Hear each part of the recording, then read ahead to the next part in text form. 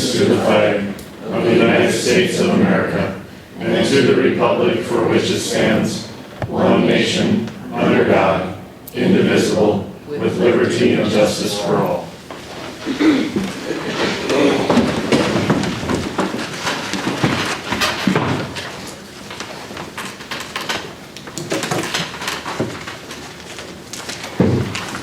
Everybody have a chance to go over the agenda? But I would like to try to make a couple real quick changes, just we're gonna convene as Commissioner Board first, correct? Yes. Okay, after 12 and before 13, I think we need to put in there adjourn temporarily as a Commissioner Board so we can convene as a Planning and Zoning Board. And then after 22, we'll convene, after we adjourn as the Board of Zoning Adjustment, we'll convene back as Commissioners prior to the 22. Correct. Yes. I have an addition for the highway department, discussion with the possibilities of a motion to purchase the used dozer unit.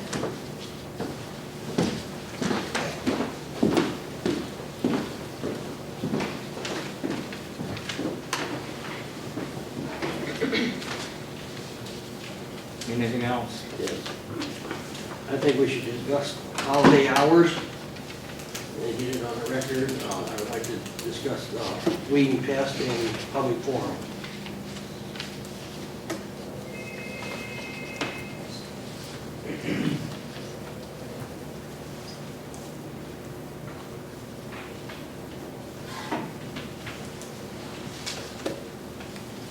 Anything else?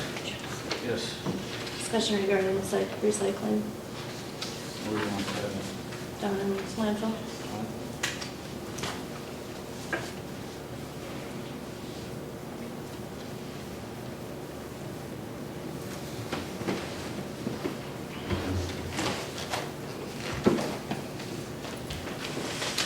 Anything else? Now I take a motion to approve the agenda. We got a motion on the floor, I need a second. I'll second it. Got a second. Any more discussion? Hearing none, all in favor say aye. Aye. Opposed say nay. Motion passed.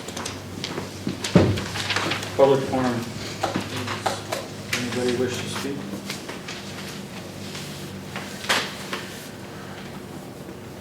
Jim, you want to discuss that weeding pest? Well, I just see we've changed this here now to 3 minutes, and we've limited the bread and butter of this county to speaking, able to come in here and speak to us, and I think that's terrible wrong. And we did not do that as a board, so who has the authority to do, who had the authority to do that? We voted on it, Jim, I'll just comment on that, we voted on it. I changed it. If When you- did we vote on it? No, I said when you approved the agenda. This is on the agenda. No. It's on the agenda. That's after the agenda. Well, it's on here. If you want to change, then just make a motion and change it and vote on it. I just think it's terrible, terrible wrong when we don't let the taxpayers of this county come and address this board. Then we can just change it, Jim. Just make a motion, we'll vote So on it. I would move Do to that move it when back to 5 minutes, and the public can speak on topics not on the agenda, and also speak on topics while we are discussing the topic of the agenda. Okay, but I mean, you should have changed it right when we approved the agenda. How was I gonna change that? Well, when we were talking See, about. that comes after the adjournment, so I don't see that as part of the agenda. That little statement down here that was changed with, Well, then Jamie, which is the right way to do it, to make a motion on it, then it should be put on the agenda to make a motion to change it now. Or it should be changed when we do the agenda. Well, I think it was already changed multiple times, so it's your decision on what you want to do. the way I see it, it comes after the adjournment, so that's just a public statement saying that the public can come and speak to us. And this board did not change it. What's the rest of the commission want to do? I'd like to see a change back 5 minutes. Yes, I think we have a motion on the floor. I think you need to have a second before you discuss. I don't know if you really made a Right. motion. I was just asking. I don't know. Yeah. I'll You second. made a motion. Okay, a motion and a second. Any other discussion on it? Are we going to limit the topics to what's on the agenda, or are we gonna, is this gonna be a public hearing? Or are we gonna just discuss what's on the agenda? I don't see it as a public hearing, I see it as the public coming and speaking to us, the elected officials. I don't see it as a public hearing when they have a concern of county business. Yes, Becky? The motion was made to move it back to 5 minutes and allow the public to speak on anything.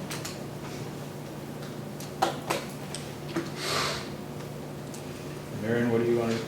Anything on the agenda, anything on the Yeah. agenda, you know. Just on the agenda or anything? No, anything during the public forum. That, if someone wants to bring up discussion on the road or whatever, I think they should be able to do that during the public forum. Marion? Well, I guess I don't have a problem changing it to 5 minutes in length. I guess my concern is turning it open to any topic. We could be here forever. And that's the way it has been for the last 20 or 30 years. Allow the bread and butter of this county to come and speak to us on a topic that is important to them. Davis? Yeah, I agree with Jim. You know, there's something wrong with the roads, they can't tell us about it. You know, or any information. I believe they should be able to ask questions. Okay, I'll go roll call if everybody's done. I've got one other comment on that. If it's that important to talk to us, why can't it be put on the agenda? That's because certain items are not put on the agenda at the discretion of the chair. You can't just come in and put anything on the agenda. It's got to be approved by the chair. But any of us can add or take anything off of there too. So if it's a concern to the public, get a hold of your commissioner and put it on the agenda.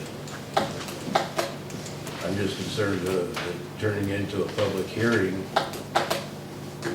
which is what it's been in the past. It's already been discussed, it's been voted on, and it gets turned into a public hearing instead of anything constructive.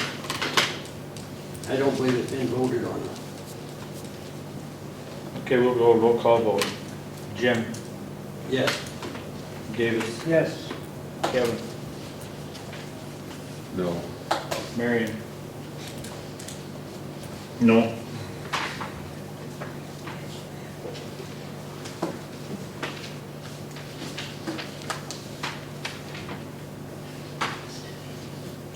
I'm the one that changed it.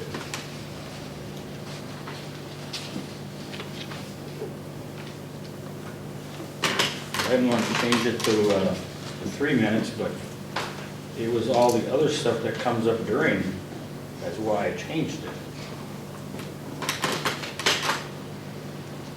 So I'm gonna vote no.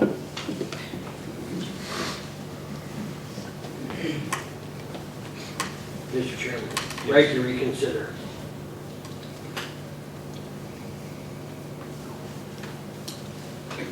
May I address the board? We're in public forum. Is public forum? We're still in public forum. Okay. It's been stated that we can call and ask to put on the agenda. And in the past, I have called to be put on the agenda and do not find out until the morning of the meeting that I was not put on the agenda. So are you telling people that call in to be asked to be put on the agenda that they're not allowed on the agenda? When they Are you make a asking me request? that? Pardon? You're asking me that? Yes, you're the I chairperson, know you're the that, one but I that decides the agenda. I know that, but You're saying like a taxpayer calling me to be put on the agenda? The taxpayer calls the auditor's office to be added to the agenda. The auditor Been has added stated, sometimes, yes. the auditor has stated in the past that she has to contact the chairperson. Mhm. So if you deny that person to be put on the agenda, do you let them know before the meeting? Or do they just find out the day of the meeting that they were not added? It's probably the day of the meeting, I would say. Right, so you're saying that if we're not put on the agenda, you're supposed to call a commissioner, according to Mr. Holgard, to be added to the agenda. How do we know that we have to contact a commissioner if we're not notified that you're not allowing us to be put on the agenda?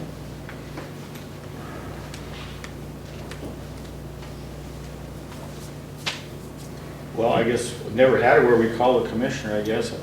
That's kind of what I always thought everybody does, is you talk to whoever's in your district.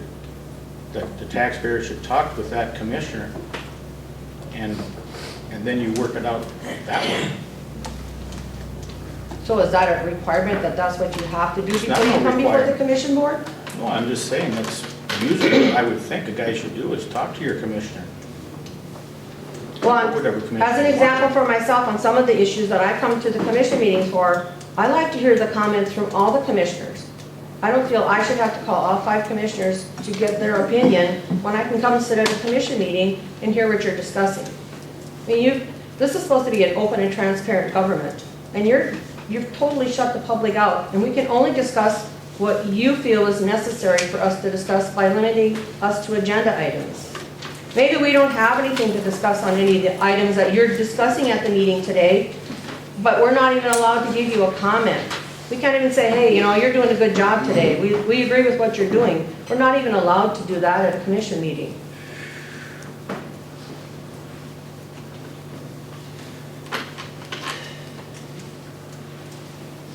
You are commissioners representing the taxpayers of the county.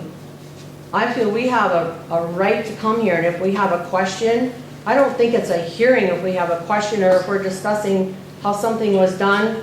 It seems like you don't want to be questioned on anything you're doing. I don't think that's true. Well, you won't want to be questioned in public. We can call you up on the phone and ask you about it, but we can't come here and ask you any questions in public. You're limiting that to what you feel that we can talk about, by what you put on the agenda. Since you're in charge of it, Mr. Chairman, you're just deciding what the public can come here and discuss today. But the commission votes on it, and they can put anything on the agenda, and the 2/3 of the vote can do that. I know they can, but how do they know? If somebody had called the office to be put on the agenda today, do the other 4 commissioners know who that person was that you denied? Probably not. Right, so how would they know that somebody needed to be added to the agenda?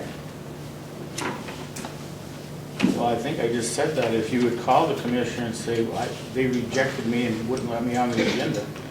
But you just said that you don't know until the morning of the meeting if you've been added or not. I know that, but I just said, if it's not on the agenda, then that commissioner can put it on the agenda, and if the rest of the commissioner want it, then it'll be there. You're missing the point. If I had asked to be on the agenda today, and you denied me, and I didn't know until I showed up this morning that I was not on the agenda, or if I checked the official website and I wasn't on there, how would I know to call a commissioner? Did you say, well, if I don't put you on, you'll need to call a commissioner? I'll decide if you can be on there. Does the auditor say when somebody calls in, I'll turn it over to the chairperson, if he decides he wants you on the agenda today, he'll put you on. If not, you have to call a commissioner. Is that told to the people that call in?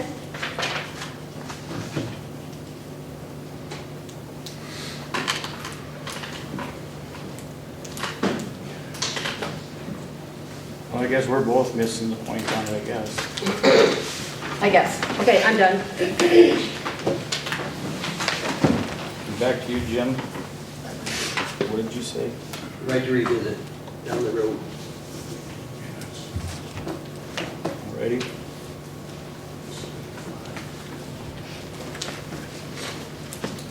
Do you want to talk about weed and pests? Or do you want to do something? Sometime. You want to do that now? Just we'll do it now. It's been brought to my attention that the weed board has hired a secretary for $2,000 a year. We have not created that position, we've not funded it, and we have not advertised for it. When was that? Was that a while back, you mean? No, I heard about it about a month ago, I guess, or 6 weeks probably.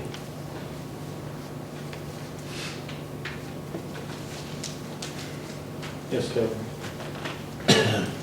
I am on the weed board. We did not hire a secretary in the past. We did have one individual that was doing it. It was compensation for what that individual had done in the past. There is no secretary hired as of now. This board did not hire a secretary to be funded this year, so Because there is no secretary hired. that's contrary to what I heard, so, okay. What did, Jim, did money get exchanged here or something, or? That's what I was told, Well, I don't think it did. $18,000. There was a one-time deal in the Secretary of past. Services. There was a one-time deal in the past that was compensation for services rendered in the past. Yes, there. That was discussed at a weed board meeting, but then the commission didn't pass that, so that was never done. Okay. There was no money taken out of the weed board for secretary. Thank you. And now there's no secretary on the weed board at all. Okay, thank you. Is that all you needed, Jim? Yep. Have you had a chance to go over the minutes of November 5th, 2019? You want to bring up this holiday? Just a little bit. This is good, okay.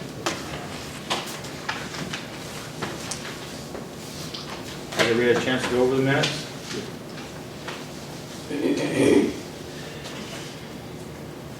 a motion to approve. Okay, got a motion on the floor. I need a second. Got a second. Any more discussion? Hearing none, all in favor say aye. Aye. Opposed, say nay. Motion passed. Has everybody had a chance to go over the claims? If so, I'll take a motion. I so moved. Okay, got a motion on the floor. I need a second. Second, Got a second. Any more discussion? I just had one real quick question. I noticed Josh Brewer Transport, would that come out of the sheriff's office or jail for transport? Inmate transport for Pennington County Jail? It's in- No, It's in the sheriff's office. Should that be taken out of the jail? no, sheriff's office, that's the transport we use when the shuttle service out of Pennington County that we utilize. For bringing people back on warrants. We usually meet them in Pier, Kevin, so, Okay. no, that would stay sheriff's office. I was just curious which account that should come out of. Thank you. Anything else?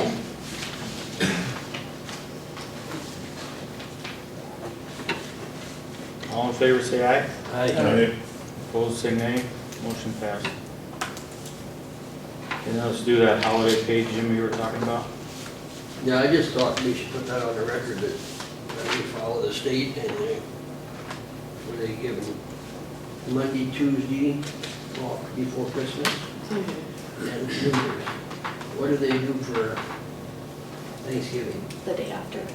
Just the Friday? Mhm. Okay. I just thought, I had some people ask me about it and so I thought we just will have it on the record that that's when our staff will be off.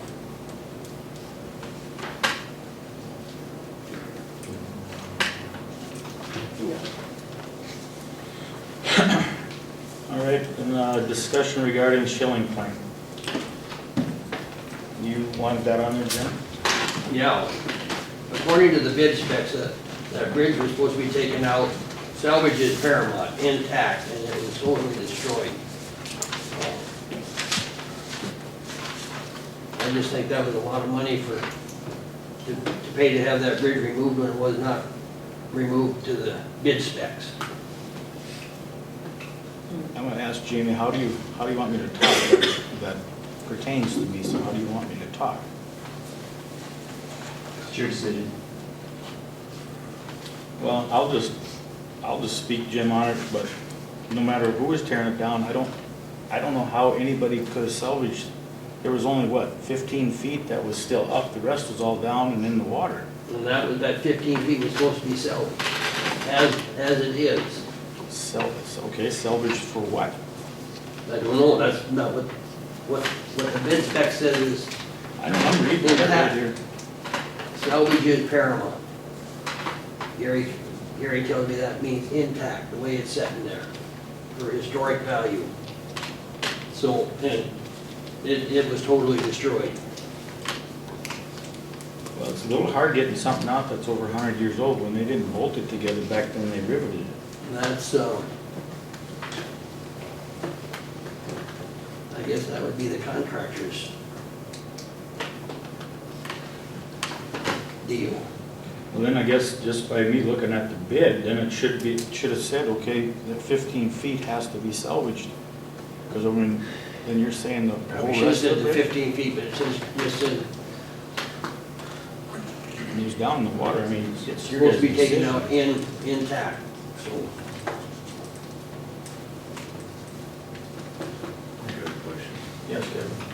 Did Gary inspect it and approve of the work done afterwards? He questioned the contractor, the guy tearing it out, if he'd read the specs, and Gary was pretty upset when I see him go down there. By the time I got there, they already had it destroyed, that guy did. Gary come out and Was it the salvage one that destroyed it, or what's that?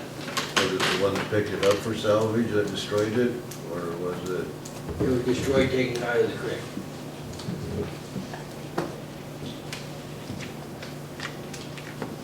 Well, it was just, I don't know how he could have got it out of there.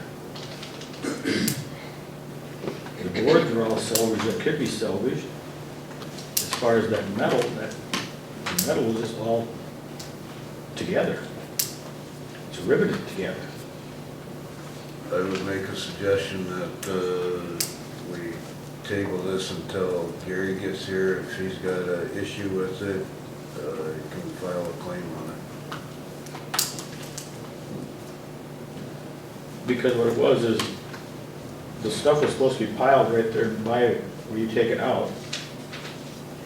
But under Gary, he wanted it hauled away, so I hauled 4 loads of steel away, and then 3 loads of concrete and 1 load of wood that we hauled out of there.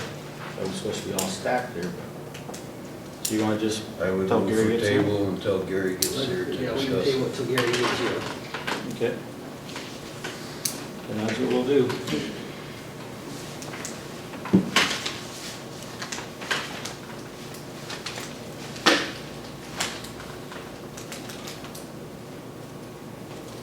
Okay, I put that on there about the discussion regarding the properties in Java. We've been working on that for years.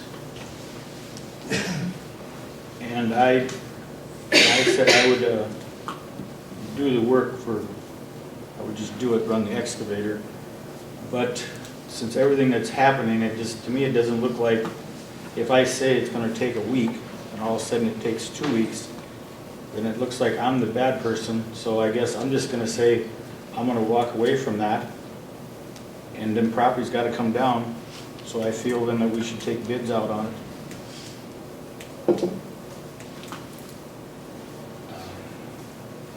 Like I said, it just doesn't, to me, it looks like if I say a week, like I said, then it looks like I'm the bad person. So what do you guys wanna do about the properties in Java? I'll make a motion, put it up for bids. We gotta get them down. I would assume it's pretty wet all about now, isn't it? Well, I'm sure it's not gonna wait till it's Till it's frozen. froze.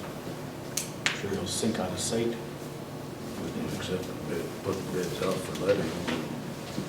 Well, we don't have nothing on there for a motion, so we'll have to but I guess I just wanted to bring it up to talk about it, so we can put it on the next agenda on what to do with it, but I just brought it up for you guys to decide what you want to do with it. It's not gonna be a cheap deal. Didn't Gary get an excavator? He's talking about it. Hasn't rented or talking about it. He's got one. He does have one. So Davis, what do you feel about the Java property? Can't beat it up. Right, then we'll just put it on the agenda for next meeting. Amanda?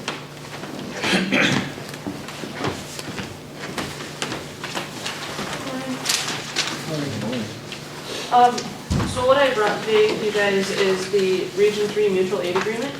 It was brought up in October at our Region 3 meeting to get one of these agreements together and agreed upon, so that if we ever cross over into different counties, we would already have this established, so we don't have to worry about who's liable, who's paying for what. It's already going to be in this agreement. This agreement is between 14 counties and 2 tribes, Campbell, Corson, Dewey, Edmonds, Falk, Han, Hugh Stanley County, Hyde, McPherson, Potter, Solly, us, and Zebach. And the 2 tribes are going to be the Cheyenne River Sioux Tribe and the Standing Rock Sioux Tribe. So it's just, I put it in front of you. There's also a copy back in the binder too for the whoever to look at it. And I don't know if you've had a chance to look at it or not. If you have any questions, let me know.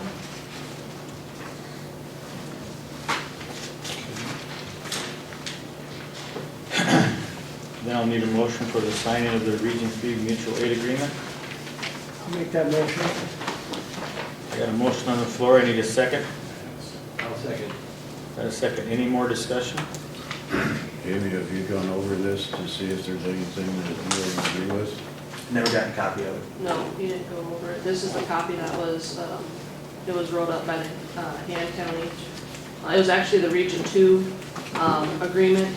It was already made up. And then Han County from our region kind of took it and had his state's attorney look at it and everything. And this was the agreement that was adopted from the Region 2. John? It's a similar agreement that we've signed in the past, as far as mutual aid Yeah, type the- situations, so.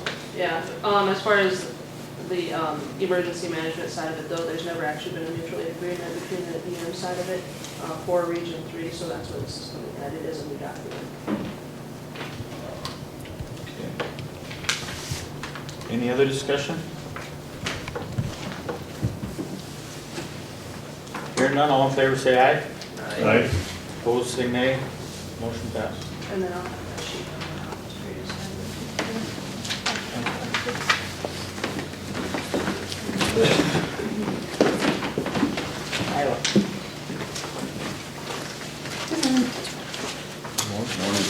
Got a couple things on the agenda this morning, so just a monthly report to you guys.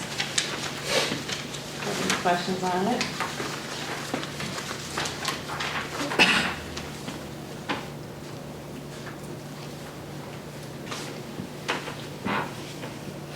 Everything balanced with you? We have a couple of discrepancies we're working on. Problems with void checks, they go with the ones we're posting and then it's not matching up, but And the payroll was a big difference this month too, because I made the transfer on the 31st and she did it on the 1st. Yeah. So it's going to show. But she has to make the transfer before we process, but it landed on the end of the month. So it posted on mine on the 1st and hers in October. I'll make a motion to approve the treasurer's report. Okay, I got a motion on the floor, I need a second. I'll second. Got a second. Any more discussion? Hearing none, all in favor say aye. Aye. Opposed say nay. Motion passed. So the county has taken a piece of property this morning in Mobridge, it's a lot, 222 First Avenue East. We're taking it today, just wanted to let you guys know that. What was the address again? 222 First Avenue East.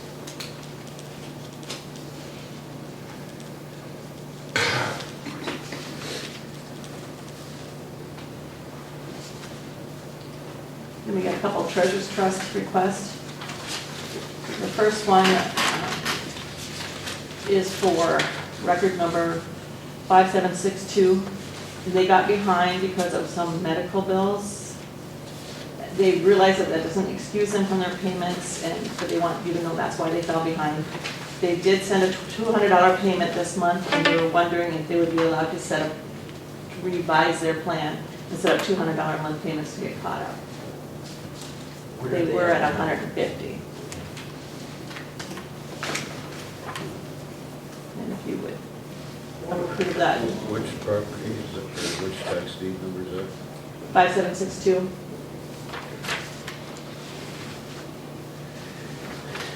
I would so move. Okay, I got a motion on the floor, I need a second. I'll second that. I got a second. Any more discussion on it? You say they're paying how much a month? They were supposed to be paying 150, and then they're up to 200. And they're behind on the 150. They were because they were medical bills for the hospital. They were in the hospital like for several months, weren't they? Any other discussion? Hearing none, all in favor say aye. Aye. Opposed say nay. Motion passed. Next, we have Michelle. She wants to come up. She would like to set up a new treasurer's trust. And so, do you want me to? Good morning. Her property is 5333.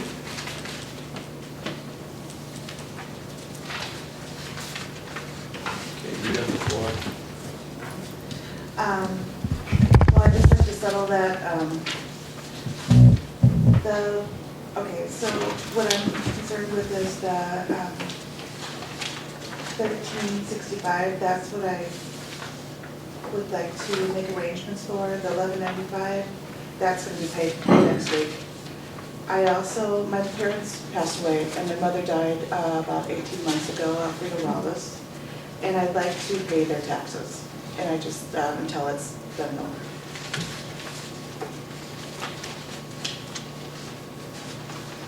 So what do you feel you can pay on that first one? I think that 200, I'd like to have it done within the year. And then my parents, I'd like to pay 100. So when would you like to start? In December? Yeah. What day of the month?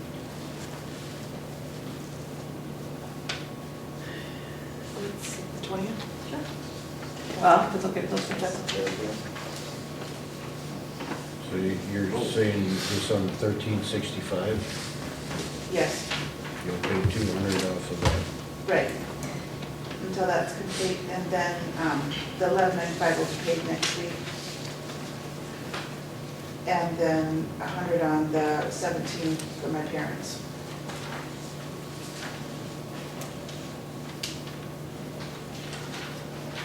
Once you get yours paid off, would you increase Yes. the $100 on your parents then? If I'm paying 300, I'd just like to pay 300 the whole, until everything is paid off. So if I have to pay 200 to mine, and once mine is done, then I'll apply that 200 to my parents. Okay, are we gonna have to revisit that after? We can set it up in the contract that way. Just set it up that way. Okay, I'll take a motion then. Becky. Jamie, do we need separate motions? Okay, then we'll do the first one right away, the 5333 one. I'll need a motion for that, the $200 a month. I so move. Okay, I got a motion on the floor, I need a second. I'll second it. Got a second, any more discussion? Hearing none, all in favor say. You said record number 5333 for $200 a month? Right. Isn't it record number Oh, I'm sorry, I see it there, yep. I looked at the number. I was thinking it was a different number. Anything else? All in favor say aye. Aye. Opposed say nay. Motion passed. Thank you. Just a second. One more. Then I'd take a motion for the 60, record number 6245 for $100 a month. I so move. You got a motion on the floor, I need a second. Second, A second, any more discussion? Do we need to make in that motion that the $200 from the other one would carry on to this one? And we just have to make it in the contract that it says that. She'll just carry it. How would that be written? Can it be You written? have to amend your motion, or just allow Nyla to add that into that once one's paid off, the other one would be accelerated to a larger amount. She just put it in the contract. That Or way. anytime you can prepay. You know, if it says $100 a month and you want to pay $300, that's fine with us. Okay. So, Do you want to just keep it that way, then I'll amend then? That's up to the commission. I think it sounds fair. Just keep it at 100. Yeah. Prepay. Okay. Any more discussion?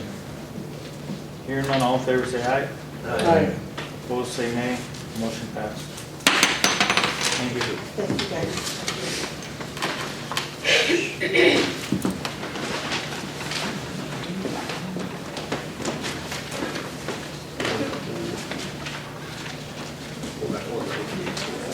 Okay, we'll go to number 10, discussion regarding state's attorney. I put that on there. I guess, Jamie, I want you to clarify a little bit. Just reading the article in the Aberdeen paper, and it says, lays out the public body like a county commissioner doesn't control the agenda for a meeting violation or a misdemeanor offense. I guess then what I'm gonna ask is, if the commission doesn't do the agenda, then who does? I didn't put that in there. That was the reporter, so you should probably call her and get your facts straight before you start accusing me of something. No, I'm just going by this is what they said, so I Well, you just. should probably call the person who wrote the article before you go off half-cocked, shouldn't you? No, I'm just asking the question. Gotta get the last word in again, don't you? I don't think it has anything to do with that, I'm just going by, Well, maybe you should investigate your facts before you go around accusing people of misstating things or stating things that they did not say. Wouldn't that be a good idea? I don't know, you're the one that interviewed with them. That's right, what but it says. did you ask me if I said that? No, Then maybe you should have investigated it I first, just Scott. got it, I just seen it last night. Going half-cocked again. That's why we have these problems. You don't investigate things, you go half-cocked, and you try to attack people. That's why I said what I did say in there is, why do we have a problem with this commission? Because all you guys are doing is trying to stir things up and cause problems, and, you know, maybe you should investigate things first before you start doing things. Like call that person. Well, Jamie, then I'm just gonna say it right now. I don't know how many questions we asked you today, and you'll say it again.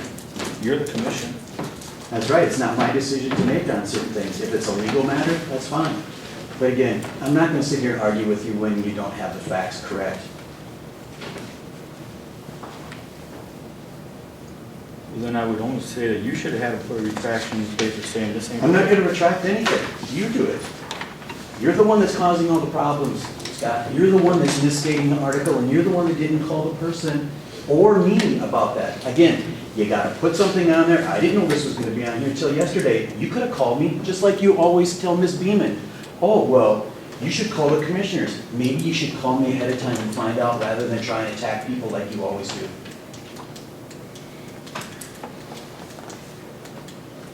Well, I'm gonna ask a question, Jamie, then on this deal. How come when you made the comment last week that it's our responsibility to know the laws of the county?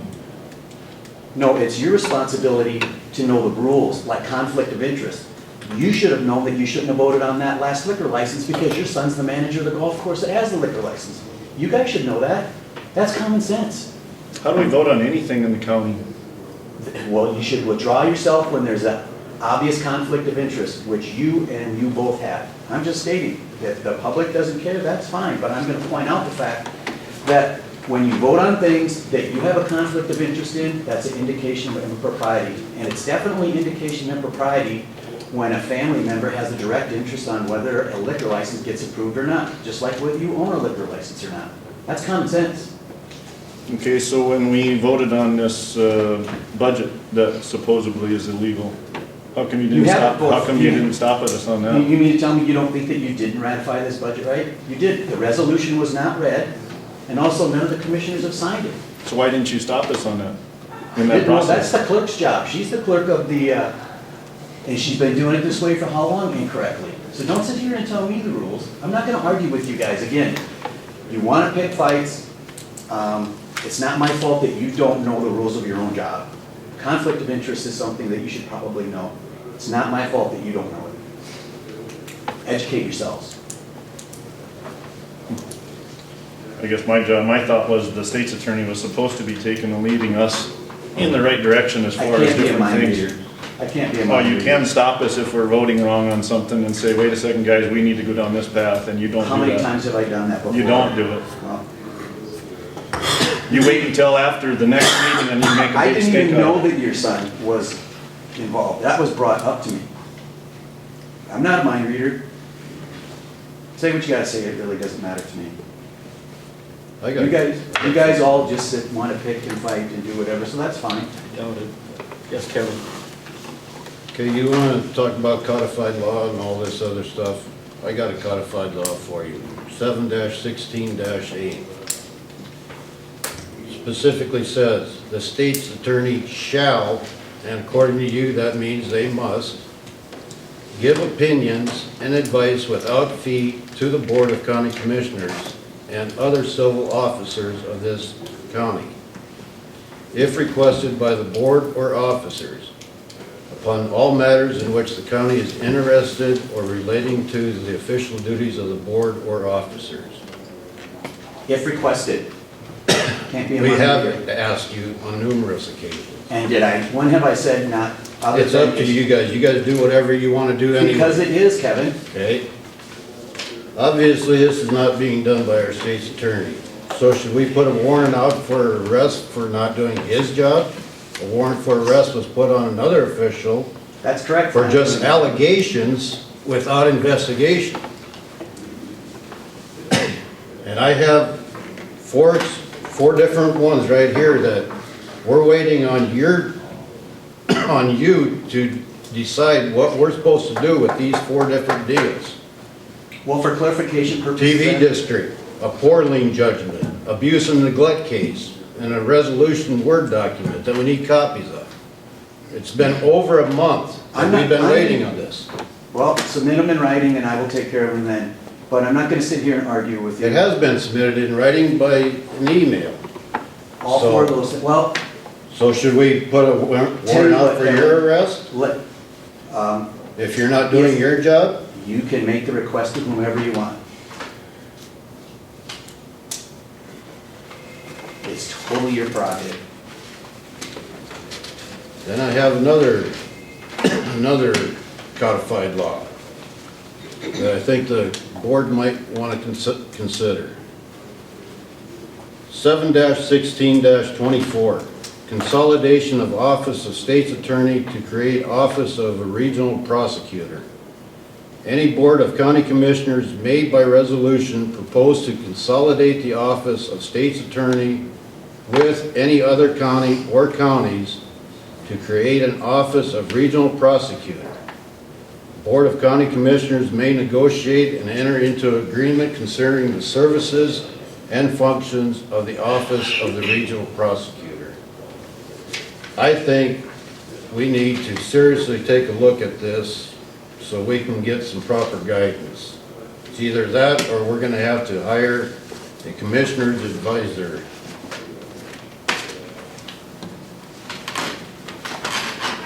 Anything else? At least we're not going nowhere here.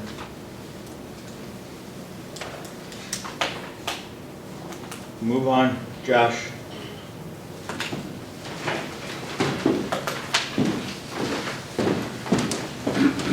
Good morning.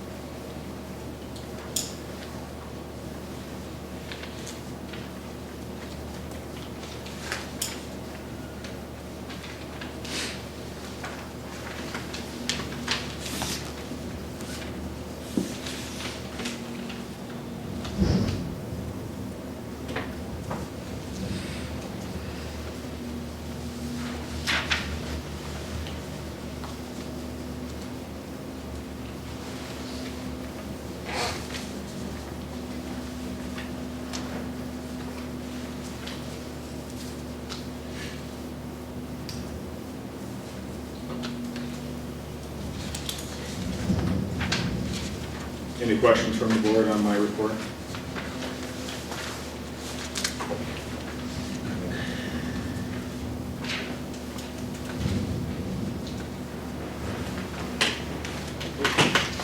thank you. Thank you.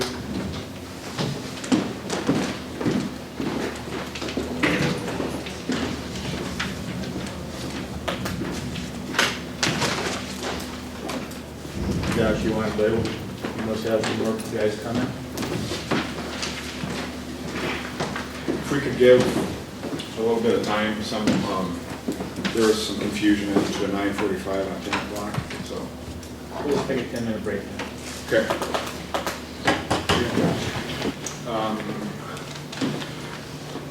Corson, Potter, Campbell, and McPherson. Is anybody here from Sioux County? There's supposed to be on the way. to be one coming from Sioux County, but isn't here yet.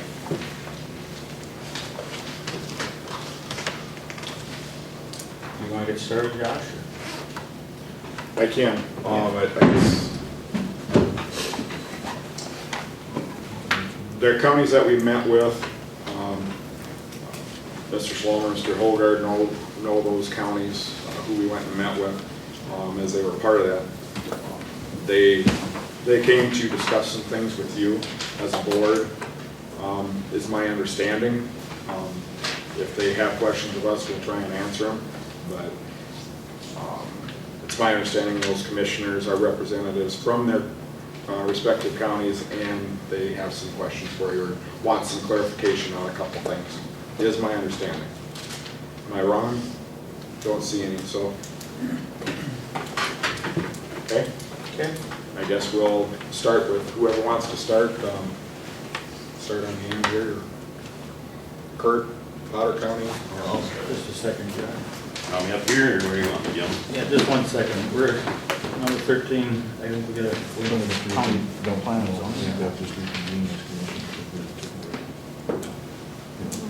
No. Go ahead.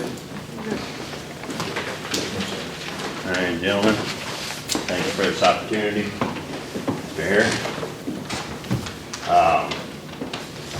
You approached us about last year about building and remodeling, and we set aside 30,000, and then you come approach us this year about maybe 20 grand more for your deal, up to 50,000.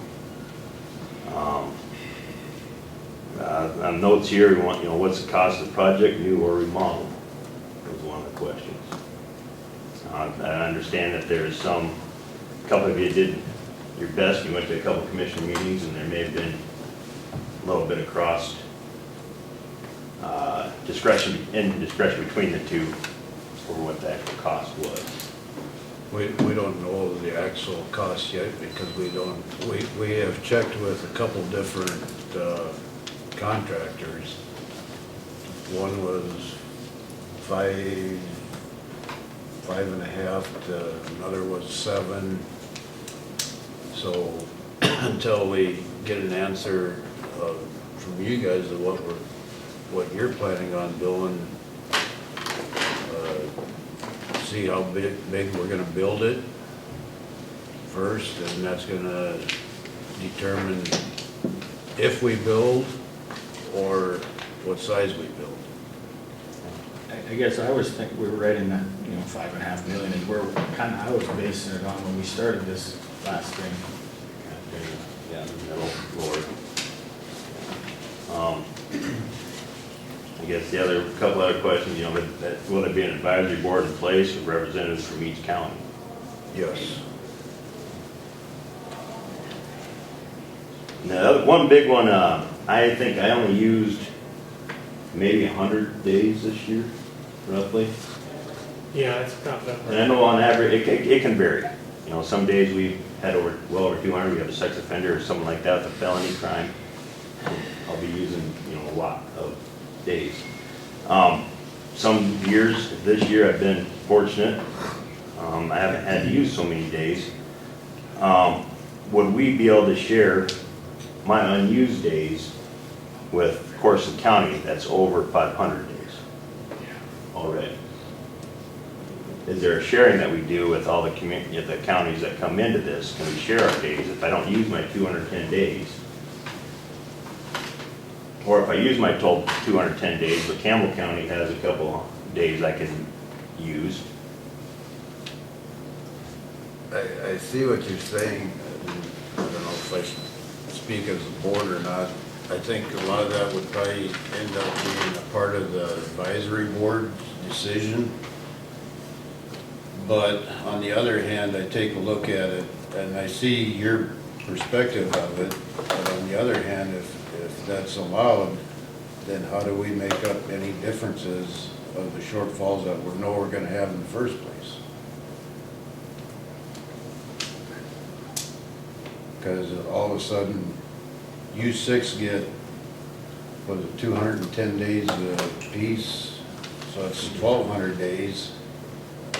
We're counting on a lot of, like Corson County going over and paying the $95 to make up some of that difference. That's where the fairness would involve, if everybody spends 50,000 and they're using a lot more days, is it right that they can come to you and get days for free from you guys, or? Well, that's one of the questions that we have, you know, with the committee and that we've come up with and, you know, for you guys. But we was taking, how many did we figure the overages that we was gonna come up with? We had it figured in here that after, on that overage rate. Average county overage, we figured at about roughly $53,770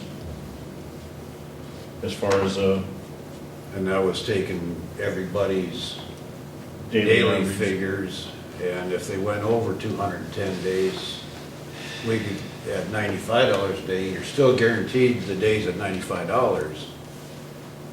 But that's where we figured we needed to come up with some extra to try to get it closer to what it would cost us to ship ours out. Okay.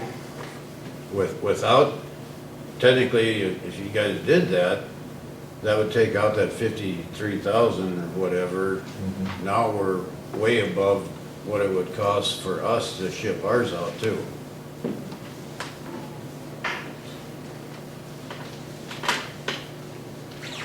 But again, that could be a discussion amongst the board, and maybe they would have a different idea of how that we could work with that. Be an advisory board decision, or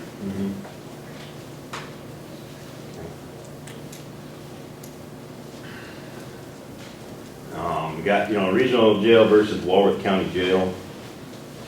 There's definitely a need for a jail up here. Yes, I have contracts with Hughes County, Walworth County, and Falk County. The problem is if you guys shut down or something like that, now I gotta compete against you guys for room in Falk County. Hughes County is hard enough to get along with them to get anybody in there anyway. They're full. That's what they tell me all the time. So that creates an issue because we need something up north here. Otherwise, everyone has more mileage traveled, more possibility of deputies and officers getting hurt in traveling, more risk for flight risk, more risk for anything that can happen in the, you know, in the longer hauls. There's not very many places to do a rest stop when you got someone that needs to go pee, and I don't want to clean up back of my pickup if I can help it more than I have to. You know, and especially if you're hauling females, you know, it's best to have a female chaperone with you. Well, that's another person you're taking out of an office somewhere or out of jail to throw in that vehicle to go with you somewhere. That's more time, more stuff on the road. Also, I share a town with you guys of Hoban. You know, about half of my kids there in Hoban, Walworth County residents, come from, they have family land in Walworth County.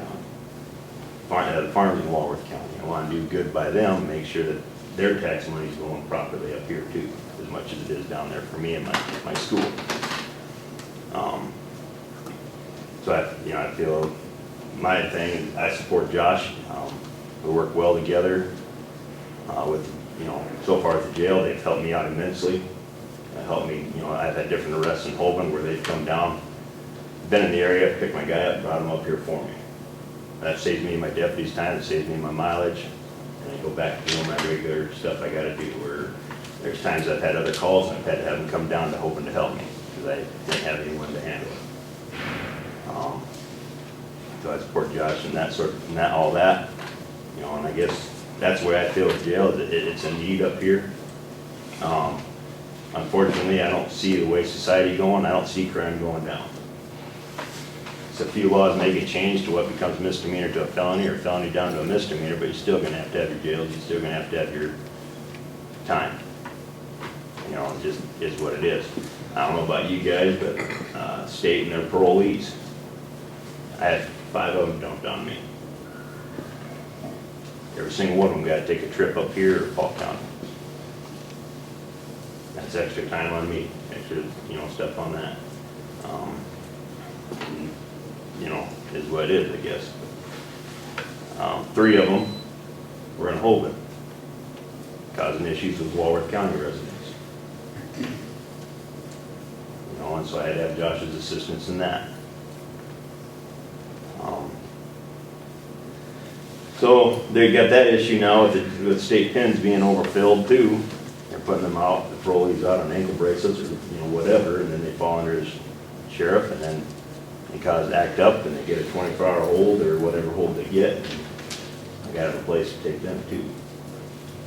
Outside my regular crime guys, that are DUIs or onesie-twosies, for various reasons. That's kind of my thoughts on it, and I think it's needed. $50,000 though, guys, is a lot of money for me. I already paid Mobridge $15 grand to dispatch us. Our fire, ambulance, myself, they take my phones at night and weekends, they cover my phones for me. I'm privileged enough to have a secretary during the week, but a lot of times when I'm transporting females for my further runs, I gotta take her out of the office and use her as a matron,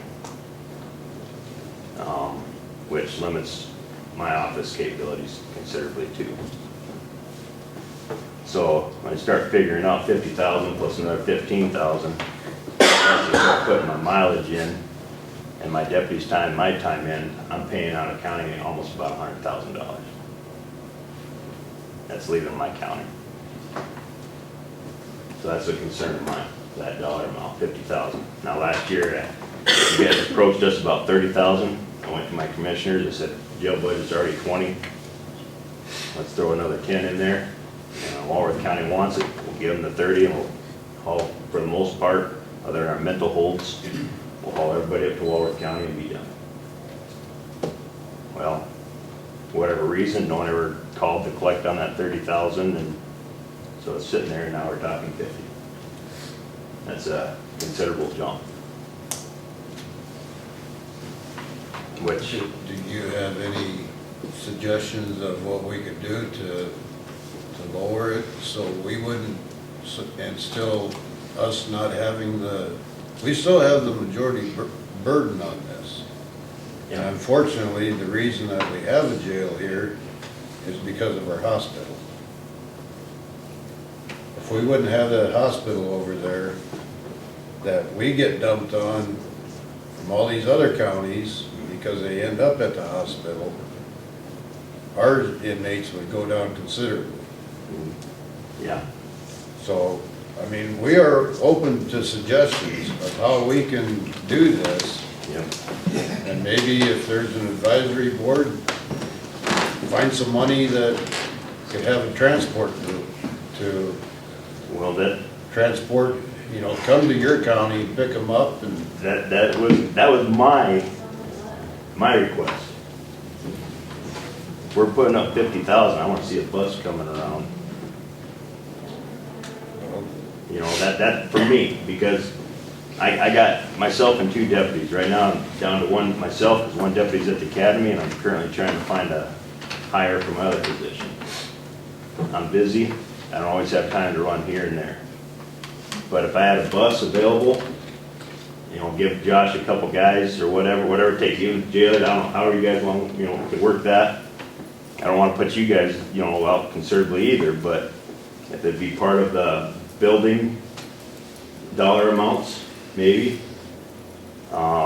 You know, run a couple guys down to pick up my guys for me and bring them up here and or deliver them for court.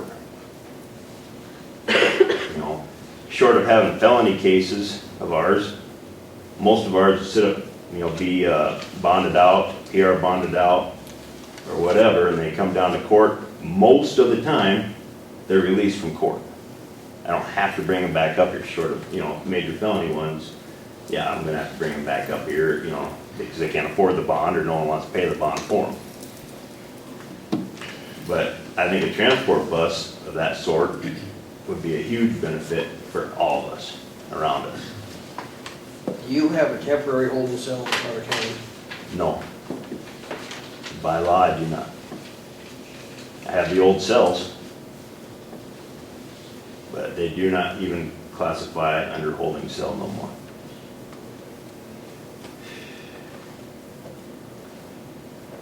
So, because I did my research on that and I found out that nope, it don't work. You don't have a camera there, I don't have someone there 24/7. And even on a holding cell, I can only hold them for so long. I have a set of handcuffs bolted to the wall in my office for court days. You know, occasionally we do get a pretty bad individual in there. You know, but that's what I've got. I understand your situation too, and just like us, we're, to undertake this jail project, it's gonna be a hell of a burden on our taxpayers too. Yep. And that's why we came up with this idea to see, and, you know, if only 2 or 3 of the counties wanna be a part of this, where are we gonna come up with the other 200 to 400,000 to do it on our own? Just the operating budget for this new one is 1.2 million, which is a little bit more than 50,000.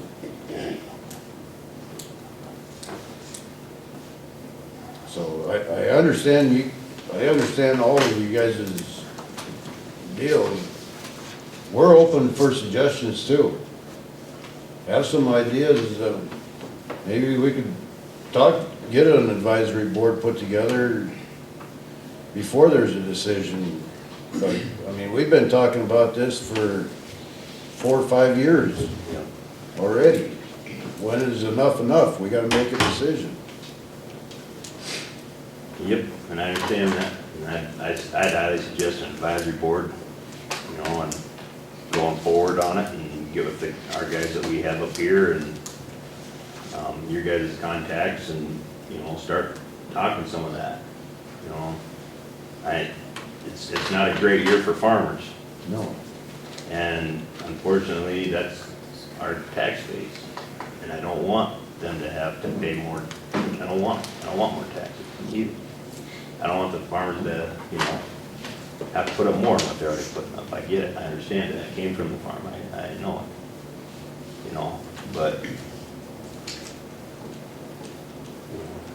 money doesn't come easy.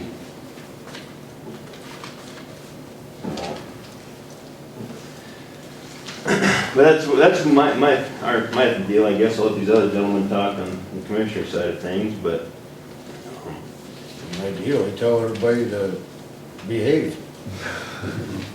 we do a lot of that for us. We have a lot of, short of a DUI and a felony, if it's a local guy, we PR a lot of guys. Otherwise, I'd be having a lot more guys out here. I understand. I don't know about you guys, but I've been through 3 judges in the last year. You know, we used to be, the Judge Brown, the jail sentencing, they had to pay back the jail. Of course, I never got to see that money back in my budget, went to the general fund, we got, you know, whatever, but the other judges haven't done that. know, it's kinda nice knowing that at least the county got the money back for the most part, usually, part of their conditions, We got over 2 million on our books. you know, so. But I don't want you guys to not think, you know, but the jail here is needed for all of us around. It's just, we got some concerns on that stuff too, what you gotta do on the financial side, you know. But I think a couple of you get with our board and, you know, get a good advisory board and get everyone in on the ground floor and come up with ideas and, you know, ideas from the public too. You know, don't be closed-minded to them either, and maybe we can hear something and figure something out. And I have nothing against Falk County or anything, but with Walworth County, you know, I share a town. You know, and Josh has come to my aid every single time I've asked for it. And a couple of times when I didn't have a radio to ask for it, and I was getting my butt kicked on the road, they came and helped. So, you know, to me, that's a big deal, so I want to support him with that, you know, his jail up here.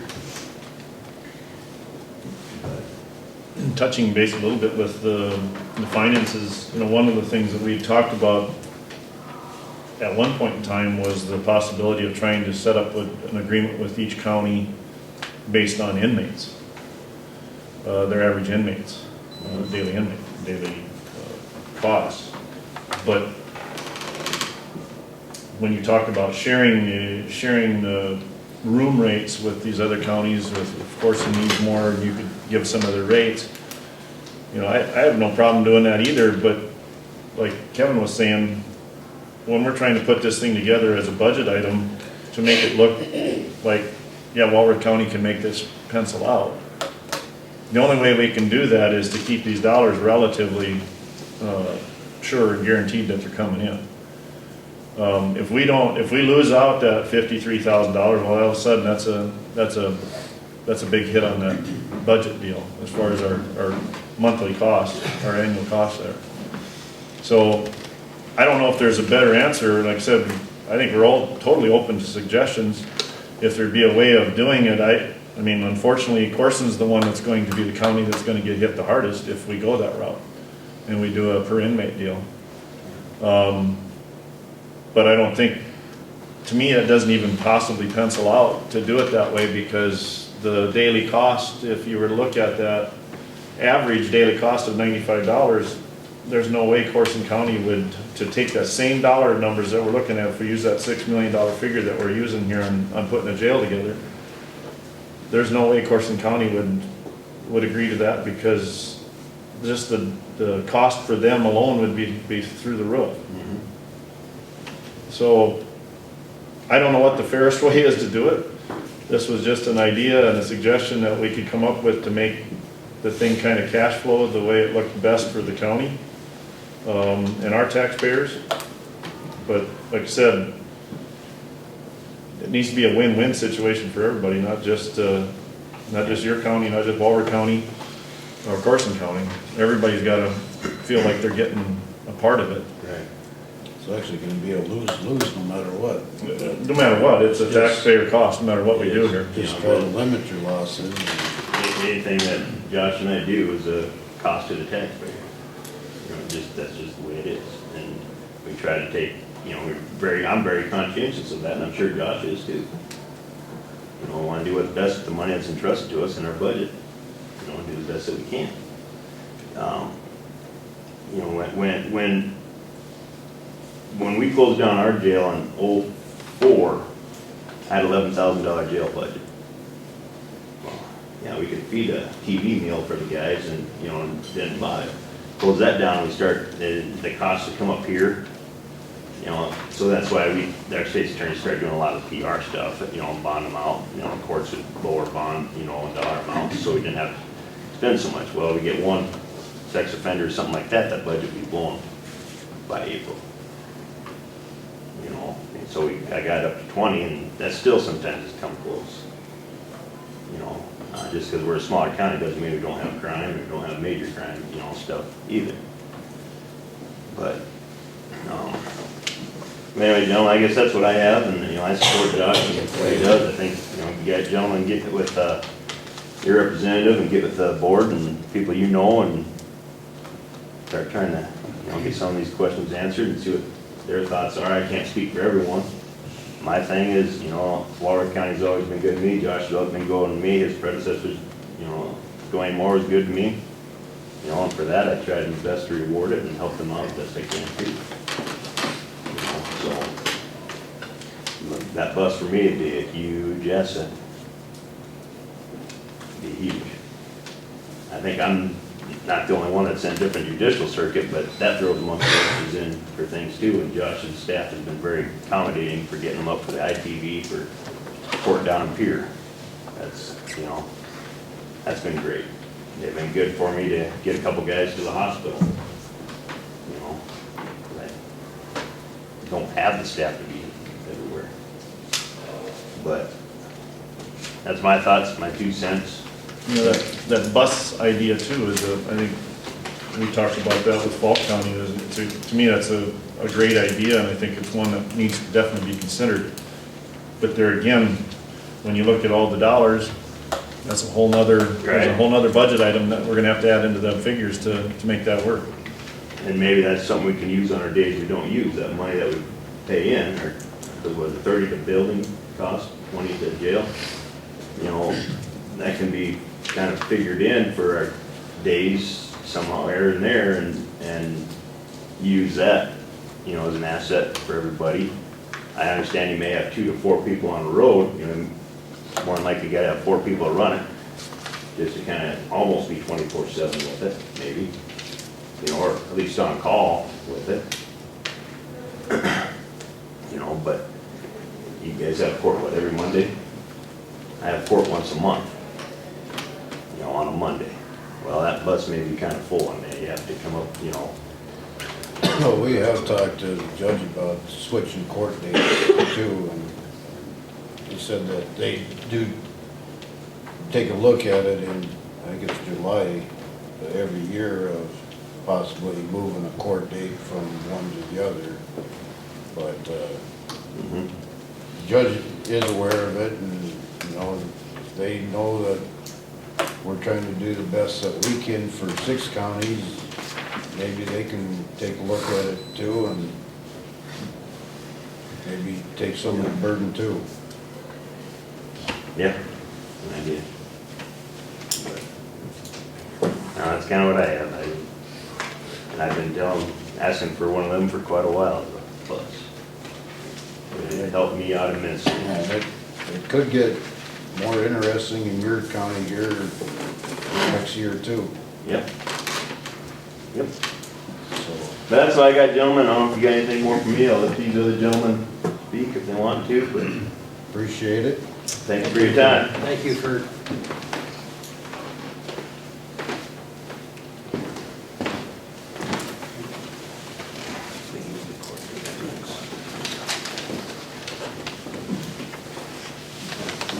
Good morning. Morning. Morning. I'm not gonna beat around, this has been discussed quite a bit, and we're all on the same page. And I wouldn't wanna be in any of your guys' shoes. You're in a tough spot, everybody knows it. Everybody's throwing in these ideas with buses. We can see the good and the bad on a deal like that. You've got more people employed, more cost, and it's just more. But Corson County has been behind Walworth County from the beginning on this jail. We are the ones who are probably the number 2 who are going to use it. Walworth County and then us. These other counties, it's going to be a terrible burden on them, but yet they see the need for it and they're willing to do whatever they can.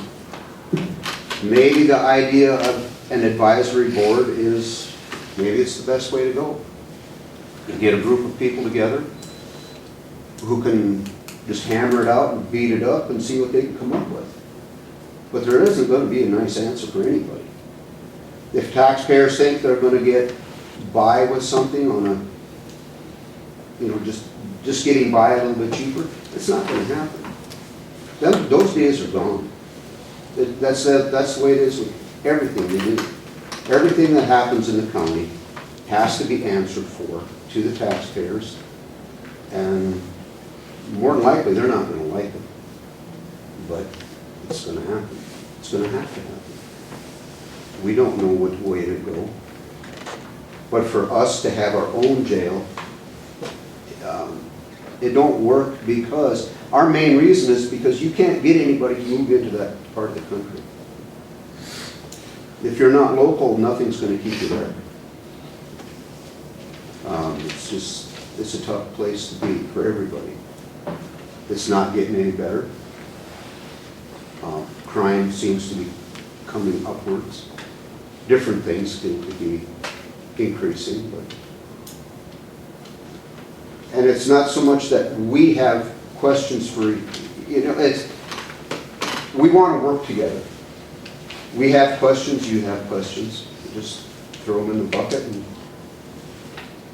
straighten them out. So you're all for an advisory board too? Yes, we are.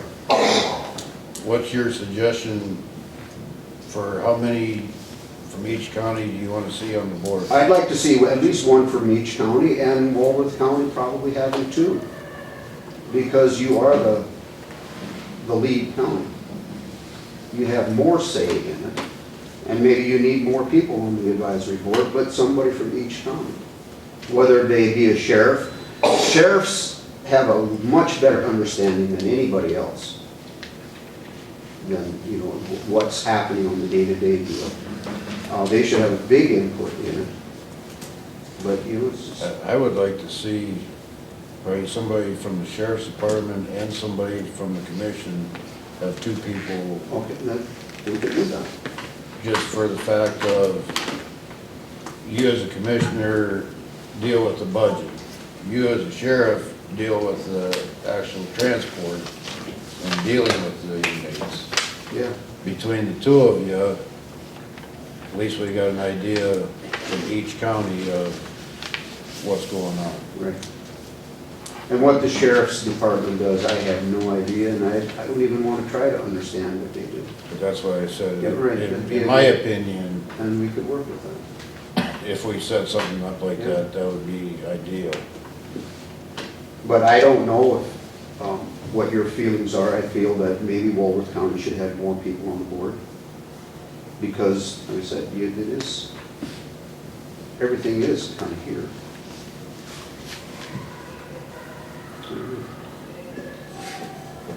Well, what's your opinion on how we're approaching it, like $50,000 that we're looking at? I mean, we have For to us, start it somewhere. works. For Corson County, it works. We've penciled it out, and that's where that's what it's costing us now.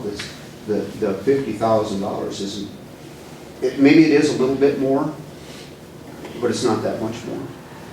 We'll probably use it. The crime rate and the number of arrests have gradually increased. So we're going to get to that point, that $50,000. So that's not a big change for us.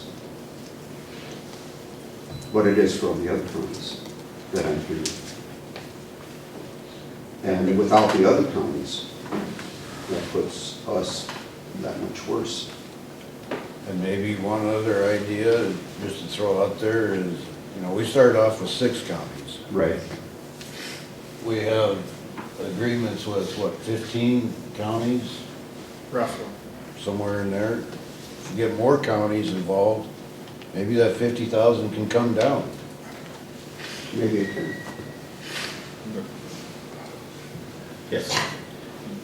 I'll just touch on that a little bit. Also,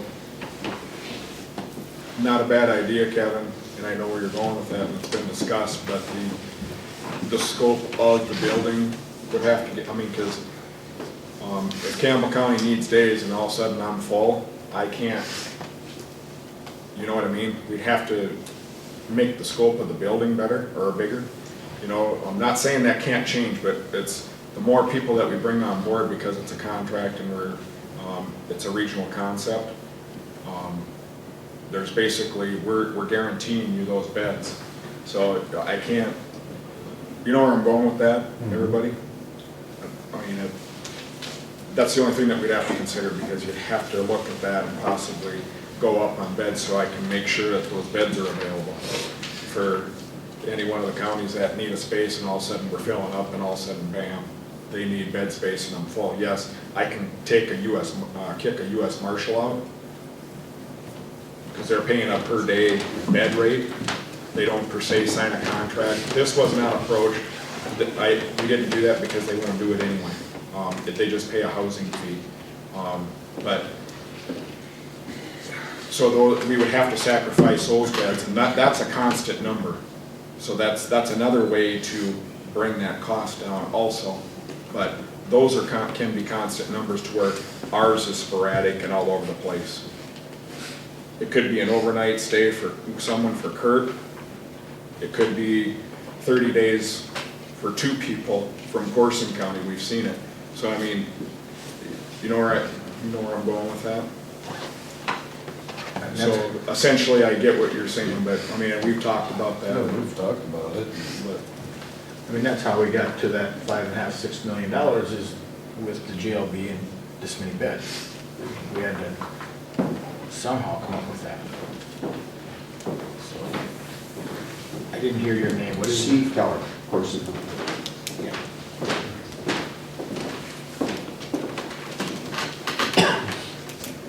Well, if you guys want, we can get a hold of you guys and try to form a board and have a meeting and see if we can iron out some of these ideas. And I'm not opposed to that at all. And I don't know, Steve, if you've ever been through the jail here the way it is now or anything. I mean, that would probably be one of the first things is everybody on that advisory board go through it and see what it's like now and what we're actually looking at to get to where we need to be. There is a scheduled 2 or 4 of them today if they so choose to go through. So we're going to try and do that today, Kevin. So I'm not gonna take up any more of your time if anybody else wants to. All right. Thank you. Thank you.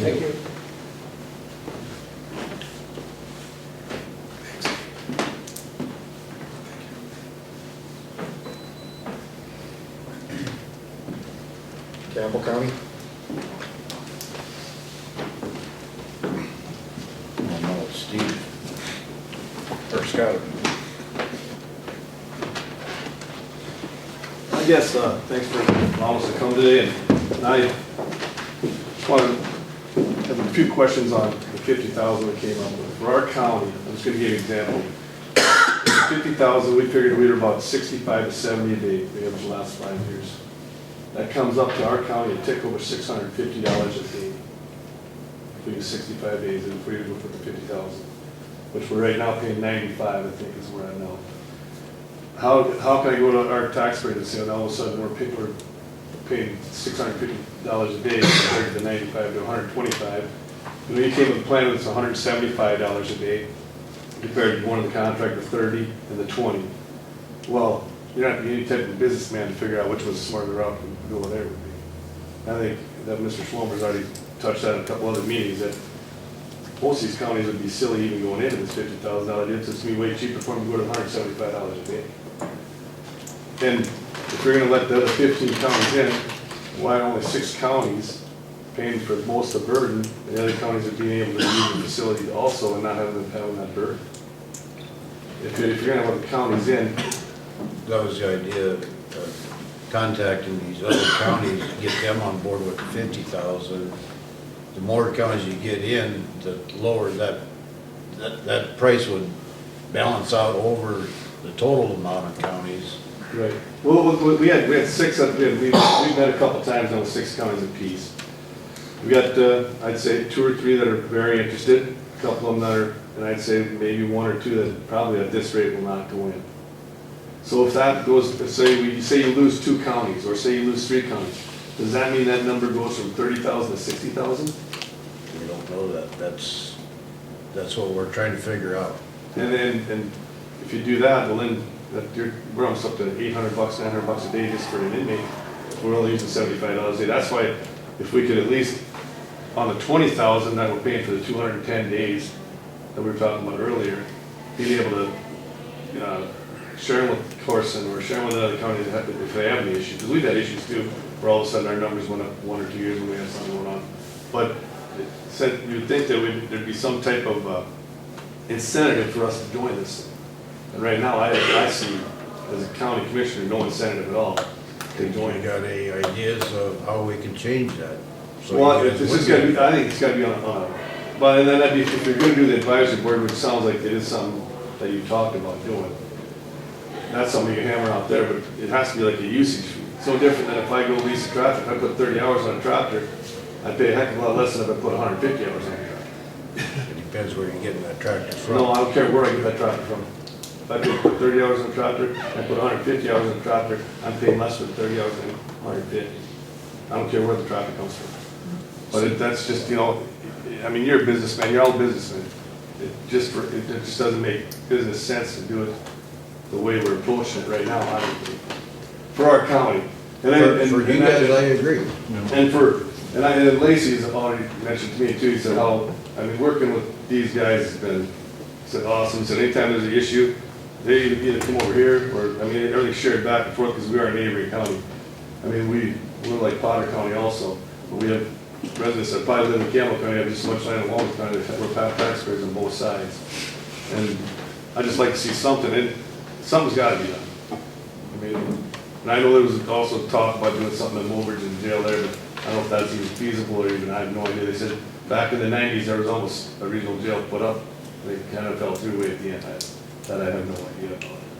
In the early 90s, late 90s, I don't know. You'd be a part of the advisory board to come up with different ideas to see how we can pencil this out. But it all depends, I guess, and that's you talk about in the advisory board, but one thing I would like to see in the advisory board too is, I think you need to have possibly 1 or 2 state's attorneys on there too, that know the legal issues, what we can and can't do. Because there's some things that can be done and some things that can't be done. And also, I think 1 or 2 others that know what the numbers, that what our counties are paying for. 'Cause I know when you came to us, there was things that were with medical and everything, well, them bills we're already paying in. Our counties are paying that. That we have an inmate, my understanding, if there's a medical issue, we get billed for that, we pay you for that. So that burden's already on us already. And I know that came up as a medical issue. But I mean, that's stuff like you said with the advisory board that we have to hammer out, See, Scott, how I'm looking at it too, though, I'm only speaking for myself, but to me, I mean, what we're basing this off of is this size of a jail. But I'm just saying, let's say of the 6 counties, let's just say 3 of them, like you said. Well, to me, that's all gonna, it might be a 32-bed jail, it might drop down to a 20-bed jail. And I agree with, and then your dollars are gonna go down quite a little bit, I'm assuming. I guess that's how I look at it. But then the question is, if another county, say a county that only uses it maybe 25 days a year, and their people are in here at that time, we're the ones paying for it, all they're doing is paying the daily rate. It don't take a rocket science to figure out, you'd be way better off staying out of this thing than paying the daily rate. I mean, you're all businessmen, it just doesn't make much sense. For me, going back to my taxpayers, I gotta justify doing what I'm doing, same as you do. But right now, I just quick pencil it, it's actually over $650, comes almost to $665 a day. If I think it's 65 or 70 day a year, at 50,000. And for that, I can't see that it works. When I presented this in McPherson County, through the presentation, it talked about those counties that were not members basically pay $175 a day. And the first thing that the auditor said there is, well, based on our numbers, we'd be kind of foolish joining that thing and paying $175 a day because we don't have that many inmates. She said that number should be $475 to $500 a day. Well, those are numbers that we put together just with the idea to try to make it look advantageous to be a member of it. And I understand what you're saying exactly, because of the numbers of inmates that you have don't justify even the 50,000 even remotely close. But if we put this number up at 400 or 500, whatever that number would be per day, for those that are not members of the association. I guess maybe they'll bring them here if it's the only place they have to come with them, but it was just, the whole thing that we were trying to put together here was some way of coming up with a number that Walworth County could basically look advantageous a little bit to Walworth County, instead of taking all the burden on the whole county ourselves to put up this jail and hope that we can get people to bring people here. If we start putting this thing together, our own deal, and I mean, we're already, like I said, we're already spending $1.2 million a year just to operate the thing. That doesn't include anything for a payment on building it. Yeah, I agree with Steve, I wouldn't want to be in your shoes. I mean, it's just, it's a deal our taxpayers are just like, how much more are we going to do? And we had an agreement, a possible agreement with Falk County where if we close the jail, we could ship ours out. Well, that's kind of where the numbers were that we were focusing on, that if we could ship our inmates out of here for roughly $600,000 a year total, that's where, you know, can we get this jail put up to where we can do that? If we can do that and make that as our basis for our cost, it's a win-win for Walworth County. We can keep our inmates here, we got employment here, we got everything else. But if we're gonna start going way over the top of that just to have a jail here and it's all Walworth County expense, that's where we're struggling, at least personally, that's where I'm struggling with. I don't think, I hope I'm not coming across that, we want to be part of this thing, I think. But we also want to make it where it makes sense. You know, I know right away it was addressed to us that we can't, I think we have we're putting $20,000 into days. It'd be nice if it were only 75 days, like I said, we got another 130 days we're not using. Why can't we share them with Corson County? They're part of the group. I mean, that was one, and that would actually offset some of our costs a little bit. You're still getting your dollars you want. You're still, it seems like to me, you're targeting that 300,000 pretty hard, right around the 250 to 300,000. The first time we met, there was 10, 12 of us. At that time, it was 25,000. All of a sudden, it dropped down to 6, now went to 50,000. So that kind of seems like to me about the 300 is where you want to be at, or something that would make sense to you guys. That's why I'm asking, if you get down to 3, what's our 3 counties staying, what's going to be, what, 100,000? That's, because then, I mean, the interest is going to be down, you know, it doesn't make sense to do something like that. If we do close this place up, if we decide to close it up, the competition getting in every other jail is going to be, Exactly. It ain't going to be just you going to Falk, it's going to be all of us going to Falk. Exactly. And then no matter what, there are going to be issues there too. And if you do the bus thing, I think we talked about that, the transportation thing, that's fine with Danny, but I'd hate to even guess, and I don't know what liability would be on something like that. I think it would be extremely high. You know, that's just my guess. But I guess that's all I have. I mean, I think if we go with an advisory board, a lot of these questions maybe will be answered there, I don't know. And I guess I don't know how soon you guys plan on moving out of the jail. I know it's been a while since we're working on it. Then I would say if we're gonna get an advisory board, I would say by 1st of January, let's get going on it. See if we can get something hammered out before we have to do the following year's budget. okay, I guess I have nothing else, and thank you for your time. Thank you. Thanks, Scott.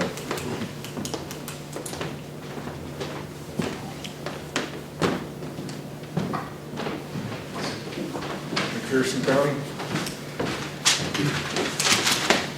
Morning, guys. Good morning. I guess we have a lot of the same concerns that I've heard from everyone else. The group at home thought we should have an advisory board. Our sheriff would have been here today, but they have court, so maybe they're getting you some more business, I don't know.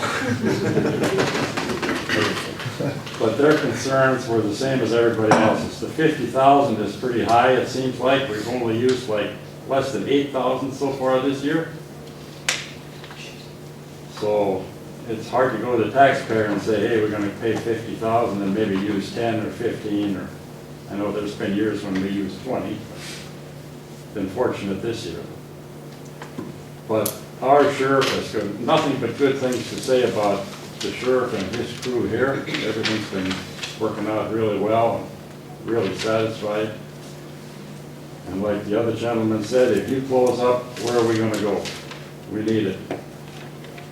But hate to be in your shoes, but we gotta have an advisory board and see if we can do something, I don't know. Get that cost down a little bit maybe, so we can all get together and do it. Why don't we plan for an advisory board, say right after the first of the year? Ask some people in your county if they got any ideas of how we can justify this for the smaller counties, see how they can come up with it. And I think it's a We've good idea asked to have for- a sheriff and a commissioner on there. Because the sheriffs deal with it more and differently than what we do. But we deal with the taxpayer dollars that we have to answer back to our taxpayers. Yeah, we've all got the same problem, same concerns, the way it sounds to me. Well, I guess that's all I have. Thank you. All right, thank you. So far, we haven't had any counties come up and just donate a couple $1 million just to start the process. I do have a question, isn't there any kind of grant or anything like that through the federals? There's nothing out there that's available for that, the shortage of jails and stuff. I didn't know. I've always felt that the state, feel like the state should have to step in here at some point in time. We've got, I made the comment to Dusty Johnson at one of the meetings over in Mobridge with the reservation right across the river. The bordering counties always get all the problems. I mean, we end up creating a lot of problems because of that. And I said, how come they throw money at these reservations right and left, but they don't take and support the bordering counties that are dealing with the problems? A lot of the arrests in Mobridge, and I don't know if sheriff could maybe answer this better, but if there was a lot of those arrests that were done in the city of Mobridge, as an example, if they were part of that reservation and part of that deal, why can't they be shipped directly up to 48? But no, we gotta take them to our county, we gotta take them to our sheriff, our jail, and we end up getting the cost on it. They got free health care up there at 48, they got all the stuff right there, but we end up coming to our hospital, our province. Basically, they get free health care at ours too, Well- because we figured out that they can go to jail and get free health care, free dental, free prescriptions. We try to back charge, but I don't know if we ever get a lot of that collected. I think that's why we got over $2 million on the books.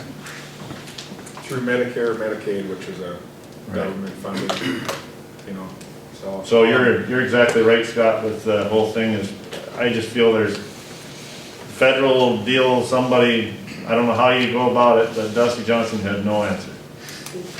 They like dictating to us how we're supposed to do it, but they won't fund anything. Same way with the roads. Yes. I was just curious, and I'm assuming the sheriff might have done research. I mean, what are they doing in Falk? How are they doing it? I mean, is there a template? Well, where's the other ones that have been built? I mean, can you go to them and see what their formula is? Well, if we did this, we'd be the first adult regional jail concept. They've done it with some JDCs, which is juvenile detention centers, West River and down by Minnehaha County. I'm not sure the template West River, but I know it was percentages that they used for the one down by Minnehaha.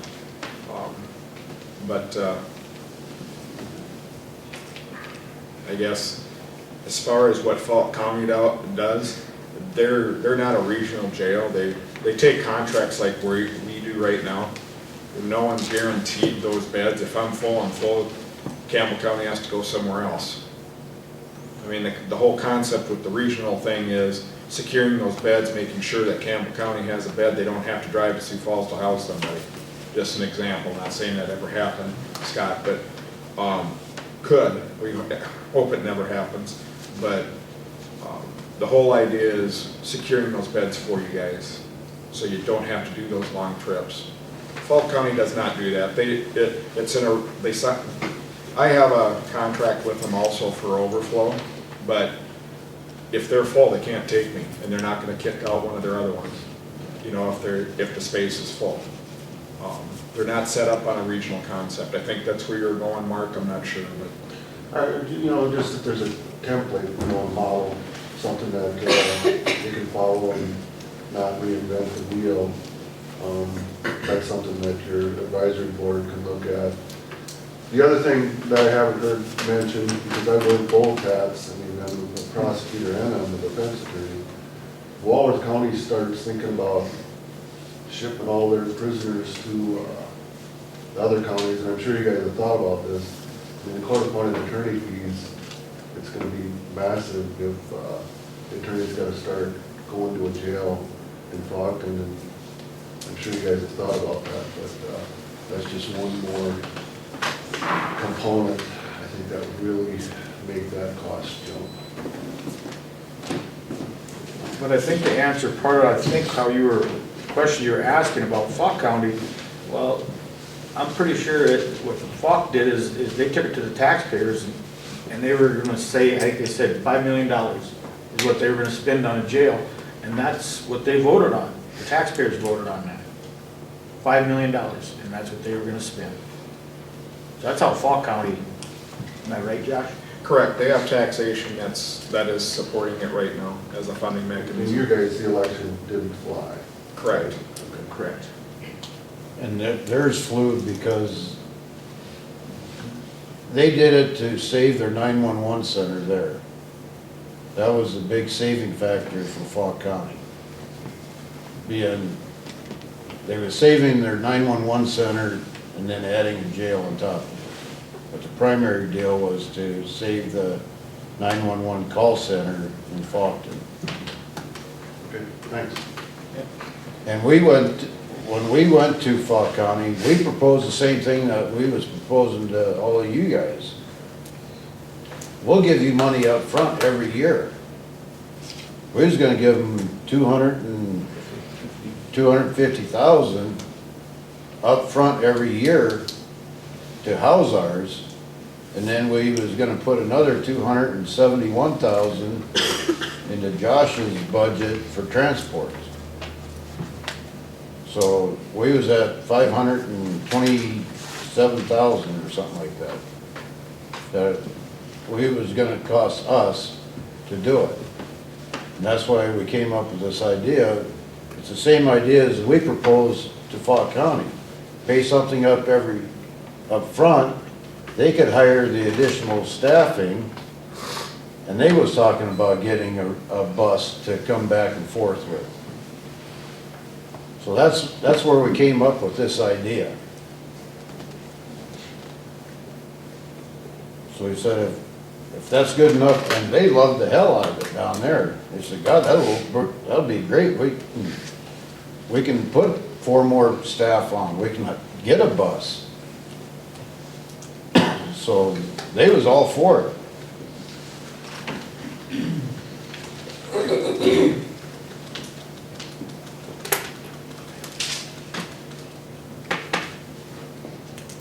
We'll try to get an advisory board put together and meet right after the first of the year. I guess is my only thing.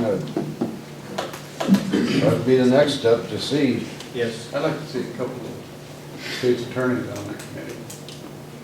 I tried to get Craig here, he wanted to come this weekend, but Kurt kept him busy all weekend, so. Well, way to go, Kurt. It happens. But that'd be nice to have, you know, get legal advice right on the place. Do you think we need one, well, there wouldn't be one from every county. No, because, just a couple. Like you guys share, don't you? Or Steve, don't you share state's attorney with somebody? Yeah. Yeah, so I don't think there'd be one state's attorney from every. No. But I think if we'd have 2 state's attorney, that'd be plenty, wouldn't you think, Ken? Yeah, I don't think. Two's plenty. And I think you pretty much have your board. It's just a matter of finding out who your representative is from Sioux County and who couldn't be represented today. But unless you guys wanted to change positions with you, I mean, you're already speaking on behalf already, and you already went through that. But, Sue's the only one that's not here, right? correct.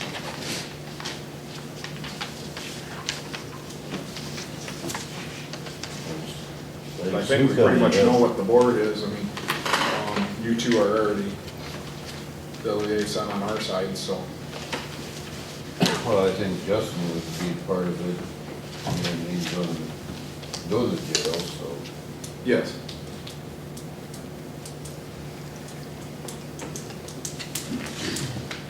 So Ken, what do you suggest, or anybody, to pick state's attorneys? I know we had a couple at that first meeting when we met in Mount City on our side. You know, I guess I'm not sure. Or do we want to get together and have an advisory and then pick the state's attorneys there? You should have the same one every time, so everybody knows what's going on. Not that all of a sudden, or else everybody's on the same page all the time. We can decide that on our first meeting, I guess. Anything else on that then? Is Sue gonna make it or not? I don't believe so. Yeah, Frank was busy at the time I called him and thought they were gonna be here, but he had no way to double check for me, so. All right, then if nobody has anything else, then we'll move on. I thank you for all your time. Thank you. Thank you.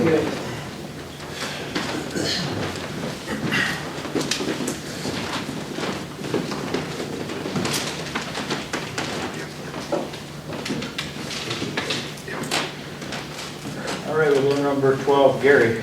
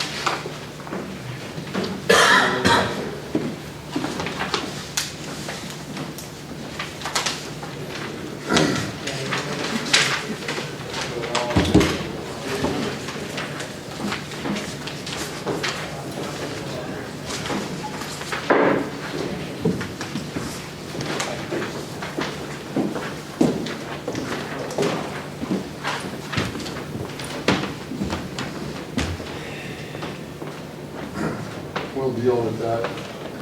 That's the Waller County maintenance deal. What's going on with that budget supplement for that money that was paid back to, is that a, Well, it doesn't qualify for an automatic supplement, so it'd have to be a formal supplement, so it'd have to be advertised. So we need a motion to authorize advertising. because those expenditures happened in this fiscal year, right? The last check it was, so, Okay, I'll need a motion to advertise for that budget supplement on the Swan Creek Road project. Okay, got a motion on the floor, I need a second. I'll second. Got a second, any more discussion on that? Becky, where did that money go to? Is that going to like your 201 account? The highway fund, yeah. That the game fishing parks paid us, that went in the highway fund, right? Yeah. Are you fairly confident that's the number that needs to be repaid? yes. That includes the engineering fees and all that stuff that we split? Yes. Okay. Any other discussion? Hearing none, all in favor say aye. Aye. Opposed say nay, no. Motion passed. I entered into a rental agreement for an excavator from DMI. Delivery cost is $575. From Aberdeen to here, that cost will be on the way back when the term is up. It's $1,900 a week, and we're set up for a 4-week period, a month. So that's just kind of for your information that we do have an excavator in the fleet now. That's 40 hours a week then? 40 hours a week, yep.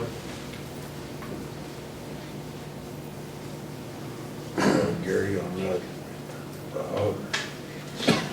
do you have enough projects to do it a week? Or for the last 4 weeks? Yes. We're gonna keep it busy for a month. Were any of these items the buildings in Java? Yes, that's what I was getting at. They were is- on the agenda thing here? That's what I was getting at, is to use that for, Yes. would that be part of the 4 weeks, or do we need to extend that out? I think if we can, that shouldn't take much more than a week, should it? Well, that's what I thought. So, highway department use for 3 weeks. The 4th week will be the demolition, building demolition. It's all kind of planned into it so we can kill a bunch of birds with one stone, so. I was just seeing if we needed to extend that out or not. Would the highway department kind of give us a bid on what, because we're gonna have to pay them, you guys do that haul it, we would have to pay you, reimburse the highway department. So how does that work? We'll track our expenses. Specifically like the excavator, whatever the hour meter reading is on the excavator when it leaves, the highway department involvement will be recorded when it goes to the building demolition, and X amount of dollars per hour will be compensated, so. Sounds good. So how are you, From where? What? Where are we gonna take the money from? What, What's that? where would we take the money from? Where were we gonna take the money to rent the excavator in the first place? That's what I'm asking you. Commission is the one that took the properties in Java. You're right. They did it years ago, so that's where it's gotta come from. Am I correct, Jamie? You take it out of the commission budget, or you could supplement, I mean, you would have to come out of general fund and do a supplement that way to the county highway department's budget would be another way of doing that. But I would assume your main thing is the expense doesn't come out of your highway budget, rather it comes out of another budget, and then you basically get reimbursed on paper. Is that kind of how you're looking at it, Gary? as far as efficient government goes, yes. But in cases like that, you gotta get along and you gotta improvise.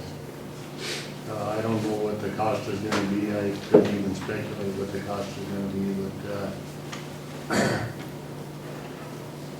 Because you also do like depreciation on, like, if the county's gonna haul out the rubble, you're also gonna include your man hours for like dump trucks and depreciation on or whatever your hourly rate is, equipment, we're also gonna have to do. It's our landfill, so I don't know how you deal with just hauling in the rubble and stuff. Would we haul it there to the landfill or to the rubble site Ryan was looking at, but I don't think that ever got opened, did it?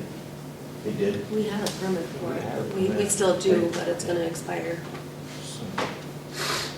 you know what the expiration date is? I think it's the end of the year. I'll have to look at that. I don't think it'll take much to get it extended or renewed, but. The rubble site would be a lot cheaper, right? Since it's not very far away and Correct. we wouldn't be putting anything inside the landfill. So, yeah. Half a mile out of Java.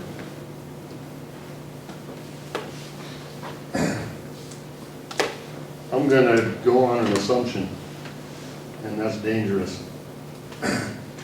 The process is somebody allows, or an owner allows the property to be dilapidated. They cease paying taxes on it, the tax bill accrues with a big value, and all of a sudden the county becomes the factor in taking it over. Is that how it works?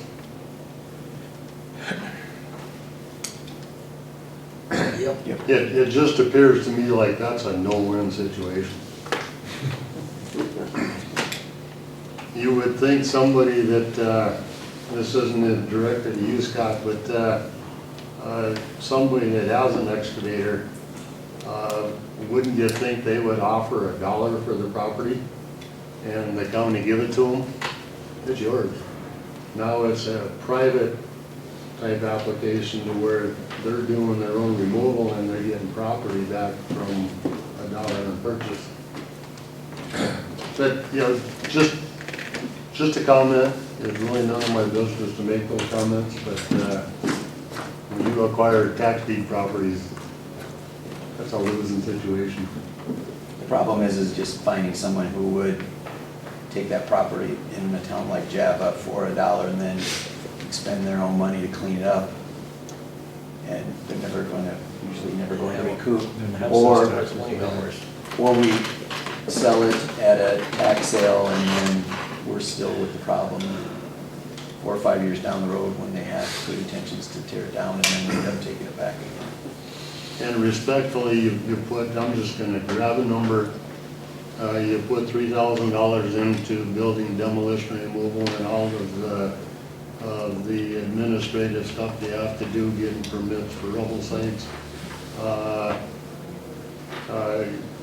You'll never recoup your expenses, but you would think the adjacent landowners or something would be somewhat willing to say, well, I can double the size of my property and it's only gonna cost me $1 plus demolition.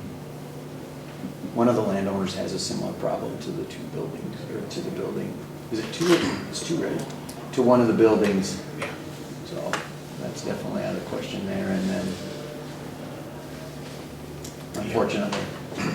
Really close. I probably made comments that I shouldn't have made, but we're entrusted to spend tax dollars wisely. Any more comments on that? If not, we're gonna move on to the bridge inspection. Actually, it was called structure assessment, is in on the Mankey Bridge. In the report, the consultants didn't do a load test on it, but concurs that the structure should remain limited to light vehicle traffic only. They don't want a bunch of weights on it. There's an ad in the paper that's running this week and next week to inform the public the report's in and the findings of the report. So whereby I'm informing you that the Mankey Bridge structure is limited to light vehicle traffic only. And I think the ad says until removal and replacement occurs, and that's next year. What are you thinking lightweight? X number of tons, 10? 5, 10, 15? It isn't signed. It isn't signed with a weight limit. It's basically, and I won't try and hide this, it's basically by virtue of our actions on the bridge, we're limiting our liability. Correct. We could certainly have KLJ come back and do a load assessment on it and sign it appropriately, but right now, if a loaded grain truck or goes across and it falls in, my opinion is we've informed the public that it's a risk type structure for any heavily loaded vehicles. So that's the approach I'm taking. Is there any signage at all on it? No signage at all. That bridge structure doesn't meet the travel length standards. I think bridges have to be federally bridge inspected if they're over 21 feet in driving length. This one doesn't. So this isn't federally bridge inspected. So it's got a nominal span of 18.5 feet. If that was 21 feet, it would be required to have bridge federal bridge inspections done on it, and with that, load assessments and the signage that limits the weight, so. Yes. Gary, are your intentions to put a sign, anything up there? I wasn't going to. I guess I feel like just for our protection, we should throw something up there. As a, just because it's in the paper doesn't mean everybody sees it. But if you have a sign sitting in front of it and somebody crosses it, The engineering firm, it's kind of a gray area. The engineering firm, when I questioned, how do I sign this? Their comment was maybe a no truck sign. But a combine and a grain tractor and a grain cart is gonna be as heavy.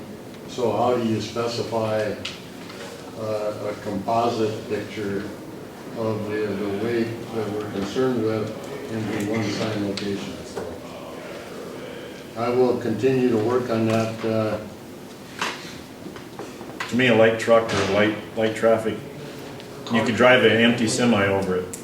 When they say light. When you say light. I would go on that assumption, yes. So, to me, what we should do is put a sign on there that basically whatever that weight of an empty semi would be, what you could go over it with. Because that's gonna take care of all your combines, it's gonna take care of all your tractors. Would it? What a combine would. Look at me, I'm not a farmer. These new combines, they gotta get load permits to haul. So, And that my point is that if you sign it for an empty semi truck, then a combine would be overweight. Can you just put up light traffic only, and then with that, or? All those signs are special order type applications. And when I was working with this, it was like, give me one sign that satisfies our need for reliability, so. I'll continue to work on that. I'll take your comments under advisement. Looks to me like when you say light vehicle, I mean, that's not saying a thing about a combine or a grain No. cart, and they're heavy. I mean, Limited, yeah, limited to that. right, Just like my backhoe, just that little thing weighs 24,000, so. The Imagine what a first- combine weighs. The first ad I had in the paper, and this is all critical verbiages. The first ad I had in the paper, the mailman stopped me last week and said, Gary, can I cross that with my car? And I informed him that according to the commission action and my recommendation that the verbiage was closed to light vehicle traffic. Now, does that mean light vehicle traffic can't use it? You know what I'm saying? So now it's, the structure is limited to light vehicle traffic. That's how important verbiage is. So I'll work on it. the big deal with any of that stuff is, if you talk about weight, these grain carts now with tracks on it, they could be 80,000 pounds, but per square inch, they're less than what a car is. Yep. So that's the big deal, and to me, though, that deal there you're talking about is total weight on that bridge going across, and I think that's where we gotta try to get, I just feel like we need to have something up there, because, like I said, not everybody's gonna see that in the paper. Basically, it's public beware that we're concerned with it. Cross at your own risk. I'm sorry. I gave all my copies away. So what I don't need it. What I handed out is that we're currently cooperating with Campbell County on the North County line to do some grade raises. Blue Blanket Lake continues to rise. I provided you and Becky, you can keep that one for your copy up there. A copy, I've been getting some comments that why is Walworth County working on a segment that Campbell County maintains? Very few comments, but This is informative for you that it was drafted in 1985.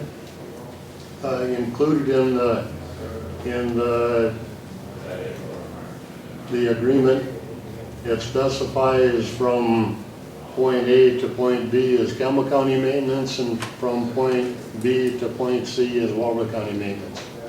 That's so, as far as the maintenance factor goes, it's routine graveling, blading, snow removal.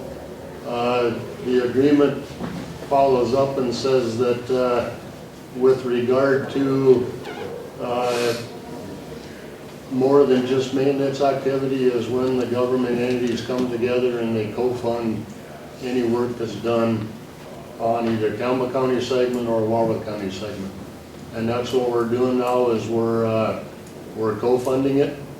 The grade raise factors, we have slipped off onto the Walworth County system and slipped off onto the Campbell County system off of the county line, but those are intended to be, we pay Campbell County for what we did off the county line.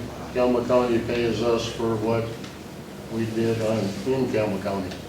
So it's going to be, it's funded on the county line, it's joint funding.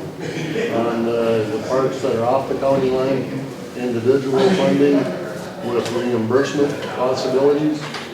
And so if you're getting any comments about why Walworth County is working on the county side, that explains it. Okay. Question, comments? We have one other thing. We got two, you talked about purchase a used dozer.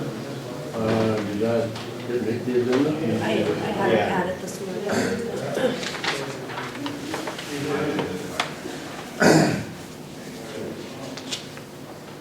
I'm back on this deck about a low ground pressure dozer unit. I'm looking at rental, not rental, I'm looking at used. I did have time the other day and looked through the Machinery Trader Rock and Dirt book.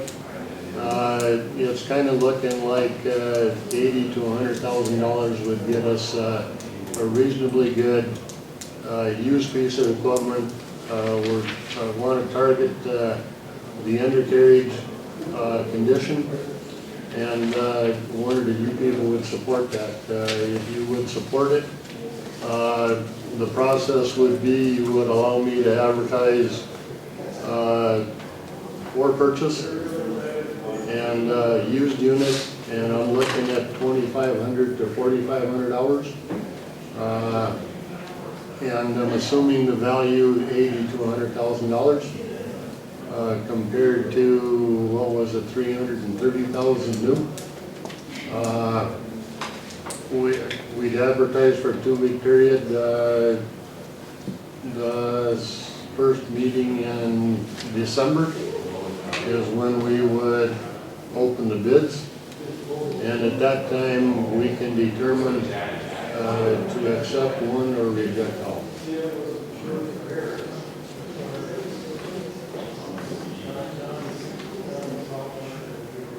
We have time for 2 weeks paper. It could be the second week in December as long as we take delivery. What do you have left in your budget for this year, you know? I haven't asked the girls, but, and it wouldn't be fair to me to speculate, but I'm thinking it's a couple $100,000. But it does, depending on where you're thinking, it doesn't do anybody harm to advertise. When the bids come in, we should have a real good realistic number on available reserve money left. And if there's money left, you can make a decision to purchase, or you can reject all the bids and we don't do anything this year. Do we have time to advertise it, Becky? For the first meeting in December, for 2 weeks, no, Second meeting. We have another second. December 17th. And the bid specifications that will get mailed out would more than likely indicate, can we accept or can we expect delivery in 2019.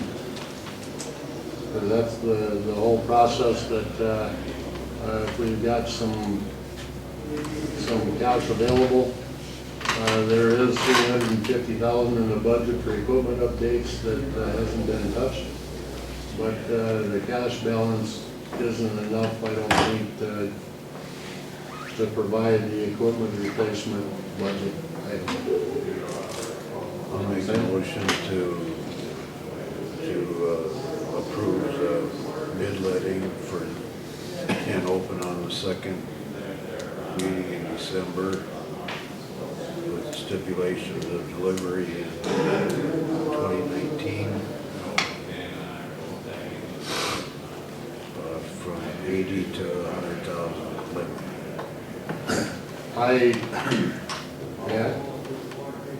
I don't think I'd put a value on it. The bids will come in.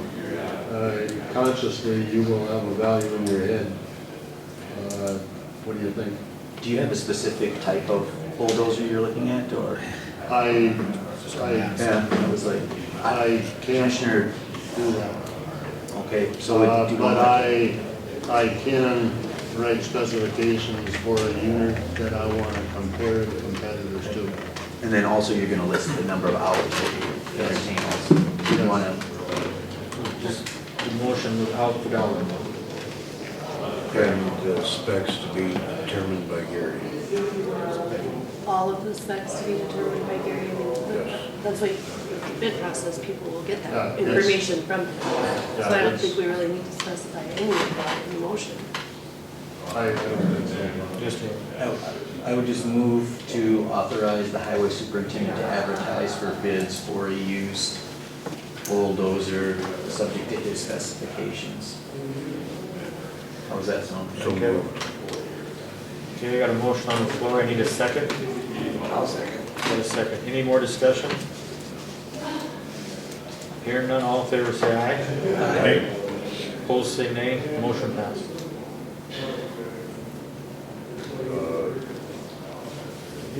Something that was tabled, I'd like to bring back up off of the table. The bridge project on Swan Creek. It's been brought up earlier in this meeting that it wasn't done correctly.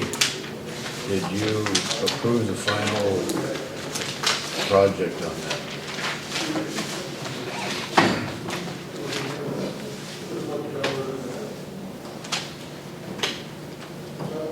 Yes.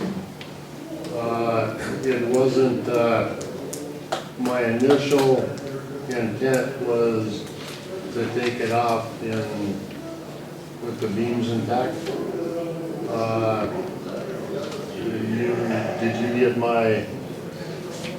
do you have the full deal?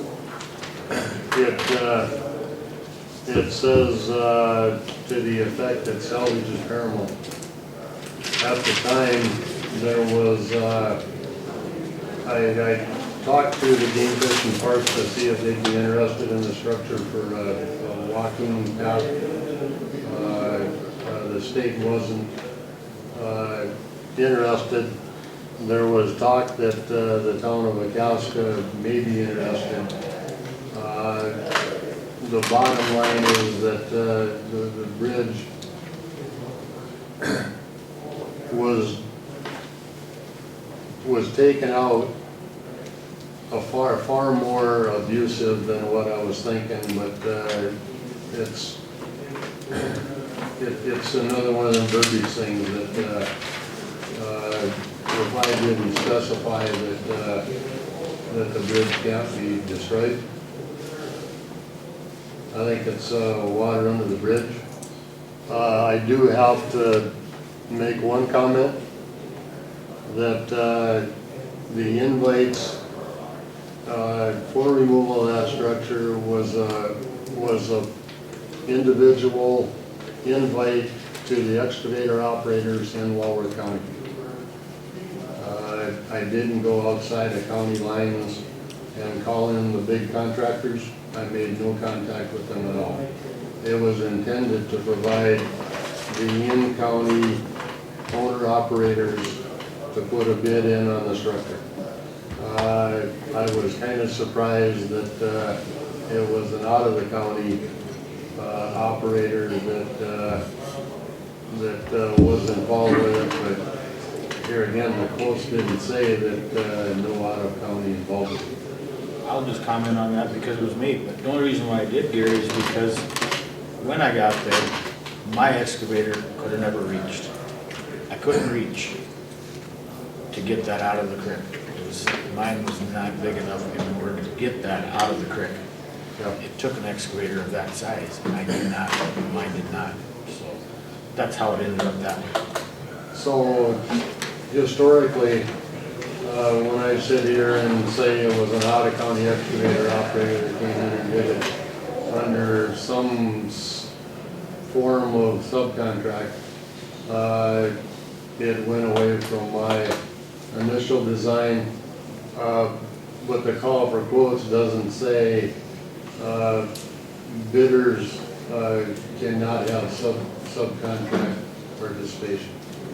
So I think bottom line is that we wash our hands of that thing, it's out. The Being Fish and Parks, which is the regulating authority on that, is happy with it, and done deal. Okay, so let's be done with it then. Yes, Becky? I think we probably need a motion to pay the claim if we're gonna do so. Who's in the bill today?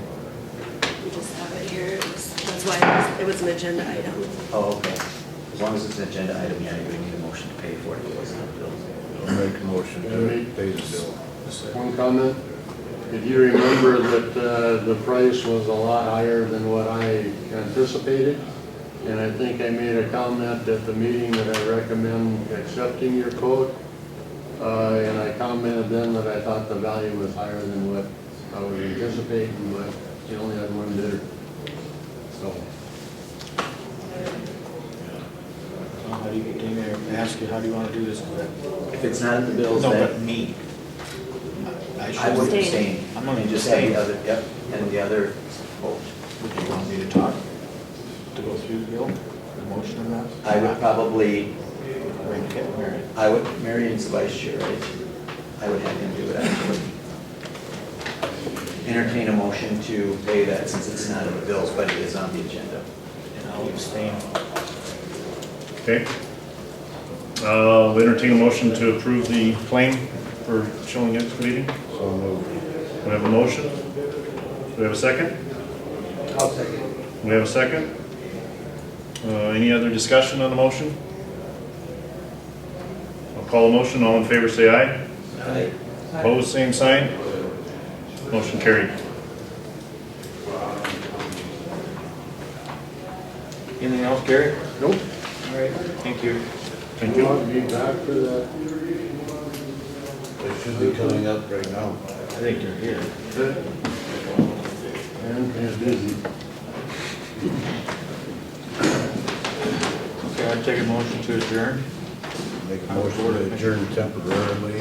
To recess. Yeah, we're gonna get ready. We got a motion on the floor, I need a second. Got a second. Any more discussion? This is just a temporary adjournment, correct? Yes. All in favor, say aye. Aye. Opposed, say nay. Motion passed. Okay, while they're getting it set up, you want to just wait, take 5 minutes till they get it set up? We got a motion on the floor, I need a second. Second. A second. Any other discussion? Hearing none, all in favor, say aye. Aye. Opposed, say nay. Motion passed. I'm Jeremy Hoffman. We're here with Kerwin Miller. He's one of the guys for the project we're trying to do, and the engineer of the project sitting over here, Nate. We're just here to present a project we're trying to do over in the eastern side of Walworth County to permit a large dairy operation. There will be milking around 2,400 cows to start with, and roughly they want to raise from young stock up to actually finish the beef cattle on site. So they'll be right at 7,000 head there. And they're also going to put a cheese plant on site where they're going to process all their own milk, make their own cheese. So instead of hauling, 7, 8 semi-loads of milk a day out of there, it'll be 1 or 2 semi-loads of cheese a week. So it's going to be kind of a closed system. With that, he's going to have a map of the actual, what the project will look like, kind of preliminary drawing, and the setbacks. We've met our setbacks. We had 2 people that were within the 2 mile that agreed to sign off on the waiver. One of the things they told me I need to bring up is, so there's a program with the state, I don't know if everybody's familiar with, to where whatever sales tax is taxable that goes into this project, the state gives it back to the county, which is going to be a significant amount of tax money that's going to come back to the county. We can't actually vote on this today because the form has to be filled out and approved by the state before you guys can actually vote on it to get that, and we sure don't want to lose that tax. So, if you guys got any questions? Did you ever find out what the dollar amount would be? Well, that's what we're working on yet to finish that, but it's gonna be between $2 and $3 million that Wawa County's gonna get just for the sales tax, plus you're gonna get property tax after that. And with that said, one of our concerns is, if the county gets all that money, we need to do something to help with building up and maintaining the roads over there, because there's gonna be a lot of traffic. I mean, this is gonna be a huge economic boost for Hovind, Selby, Java, Bowdle, the whole area. They're looking at employing between 80 and 100 people there, so just think of the schools and the grocery stores, and I mean, we need people around here to keep these little towns going. So it's going to be a huge employer.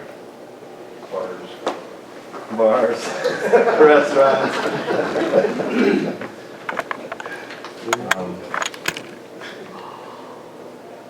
I think I heard a number one time, don't quote me on it, but a dairy operation like this, the money changes hands 7 to 8 times, so I mean, it's a huge benefit for the whole area.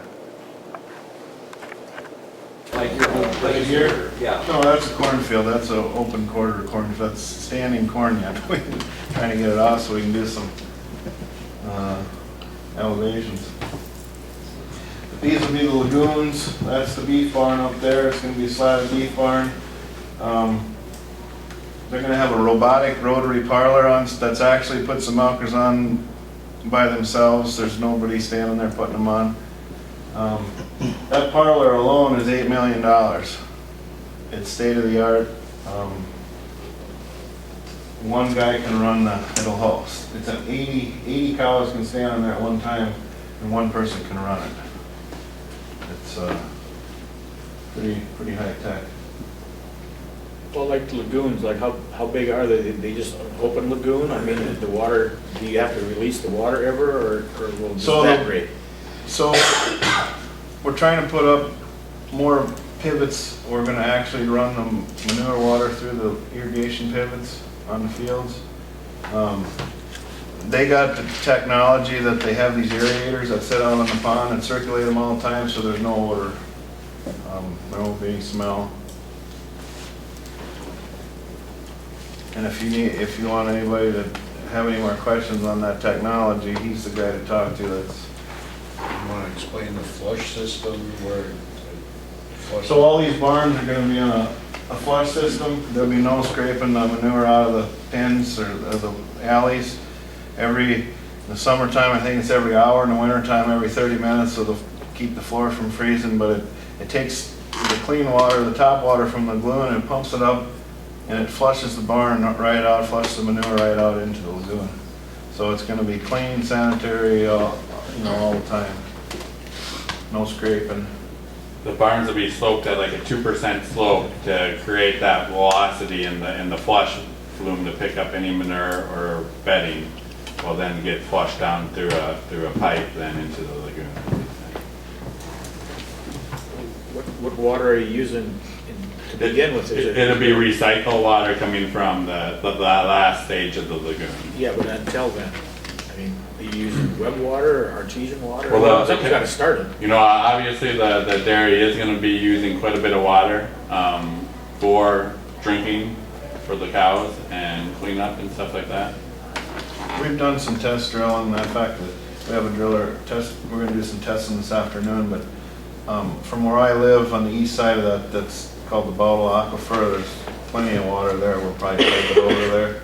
Because our artesian's a little hard, and we've talked to Webb and they've, you know, at this point denied, you know, any water for the, we were trying to kind of actually get it into the cheese plant, so we would RO it and all that for the cheese, but if we can't get water, we're just gonna use the well water and put a reverse osmosis in there for the cheese plant.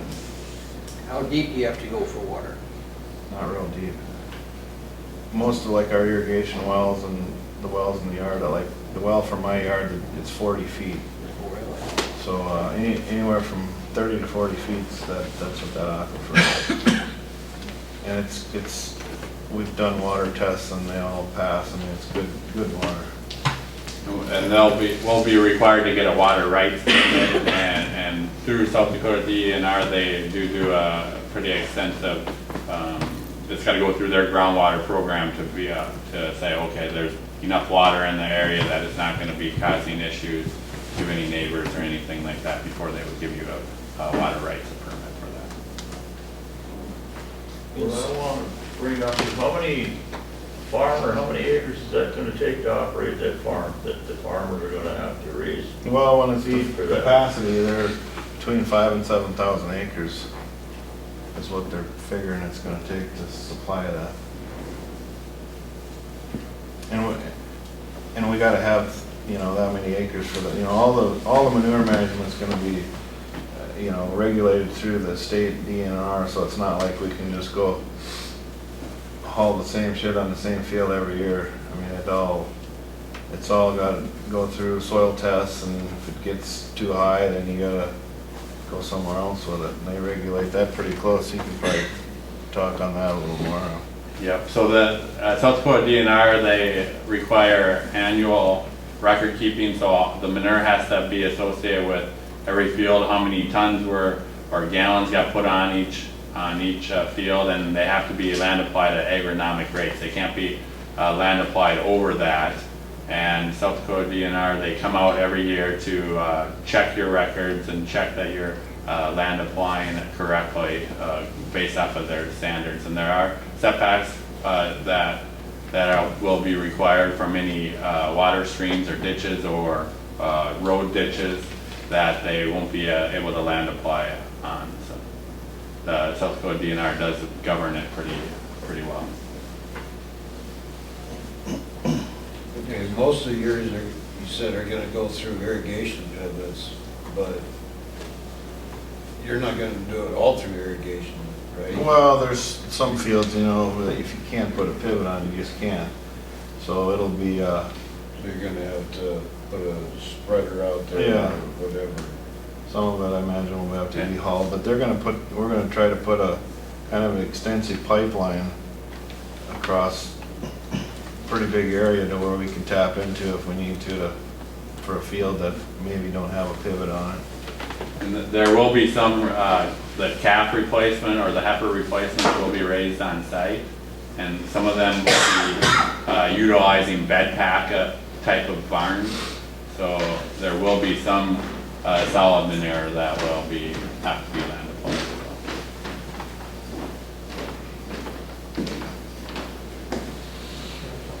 You already have all the tests, the preliminary drilling tests. Yeah, we did that last spring, and that all passed. I think the soil guy is from Mulbridge over here, Stecker. Yep, Kim Stecker. Kim Stecker, he's the one that went through that. I mean, we got more to drill, but we kind of went in the area where the lagoons are gonna be and all look sufficient. And that's why we're actually, you know, my dad's farm is in Edmonds County, but that's the reason we're in Walworth County, because where I live, there's a creek that goes through there. And everything east of that creek is sandy, shallow, that's where the water is. It's a shallow aquifer, so it's hard to put lagoons over there. That's why we're in Walworth County, because it's a good clay base underground.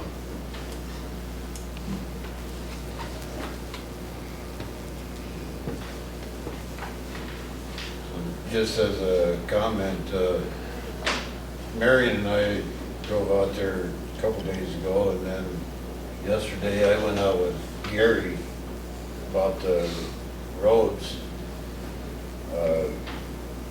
I showed Gary the roads that you was discussing about, and you want to bring up what you think the roads ought to be improved wise, or? Well, the road going down to the dairy, I think probably needs to be, you know, widened at least and improved. You know, they even brought up, you know, possibly paving it. I mean, and that would be great, but one concern if we were gonna pave it is we can't have load limits on in the spring, because if you need a cheese truck to get a load out of there, I mean, you can't leave it sit there for 2 months till the frost leaves. That was one. You know, that would be one concern of the pavement. But there is gonna be a lot of traffic on that road. I mean, you talk 80 people working there, there's gonna be a lot of traffic coming down that road, and they're gonna have to be maintained and, you know, maintained way better than they are, because now there really isn't anything maintained. I mean, I can count on, just by my road, I can count probably on one hand the amount of times that road's been bladed from the time the snow cleared until today. I mean, it's just, nobody ever comes by there. Maybe once a month if we're lucky. I don't know where he's blading or where he's at, but it ain't there. How far south of 83 or Highway 12 are you? Well, that will be 4 miles to the end of it, so 3.5 to the north end of it. That's on 321st Street. Avenue. But and that's why the state has that program to help incentivize the counties to welcome projects like this in, so that money can be used to help with the road. So, you know, a project like that comes in, and then it even costs the county even more money because they got all this traffic and they, you know, can't afford to maintain the road. If there's any restrictions on that tax base coming back, if it has to be put on infrastructure, or can it be put on anything? That I don't. I'm Kerwin Miller, I'm one of the developers on the project. We are in talks with the Governor's Office of Economic Development on that very topic right now.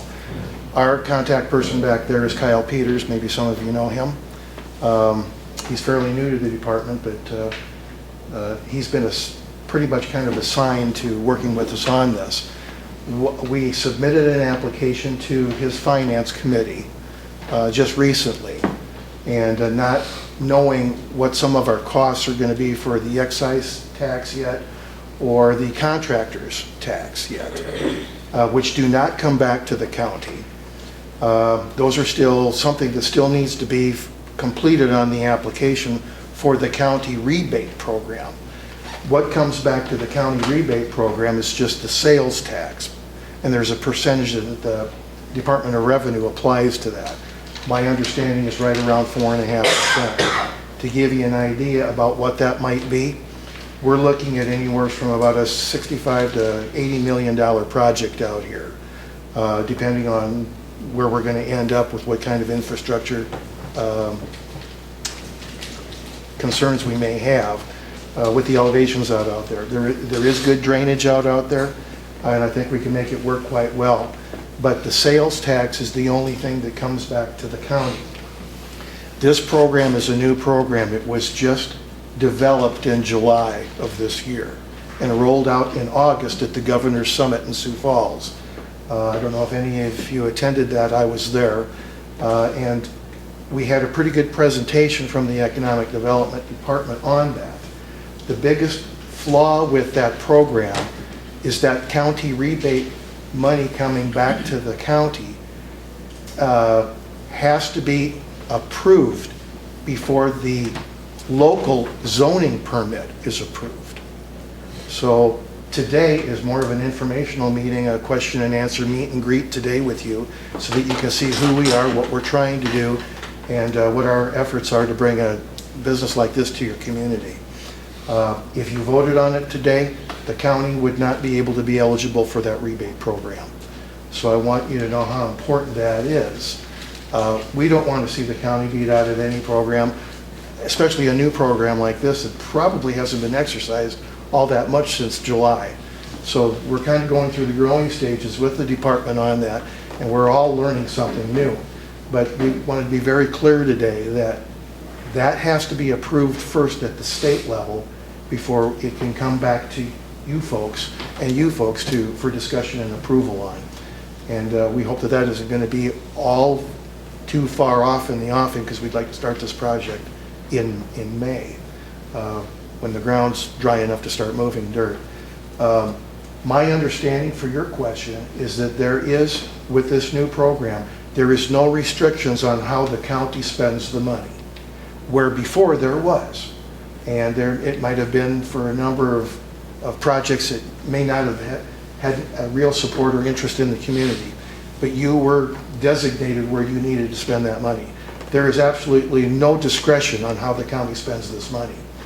We're good programs that might be funded by this, might be your EMS services. I mean, I don't know of a county in South Dakota that can't use some help with that, whether it be fire, police, ambulance, first responders. We all may need them someday. Very, very important project, and I'll just put my 2 cents in about that. But there is no restrictions on this new program, and that's one reason why it's almost like we can't believe we can get this money now and we can spend it the way we feel it should be spent. And I think that's very important that you understand how that works. And if you had any more questions on that, I would contact probably Kyle Peters. You can go to the Governor's Office of Economic Development website. His name, email, and cell number is listed on there. And for that matter, I'd be more than happy to share that with you. I think I've got a copy of his card here someplace that we can leave you. But my understanding for your question is that there's no restrictions on how the county spends the money.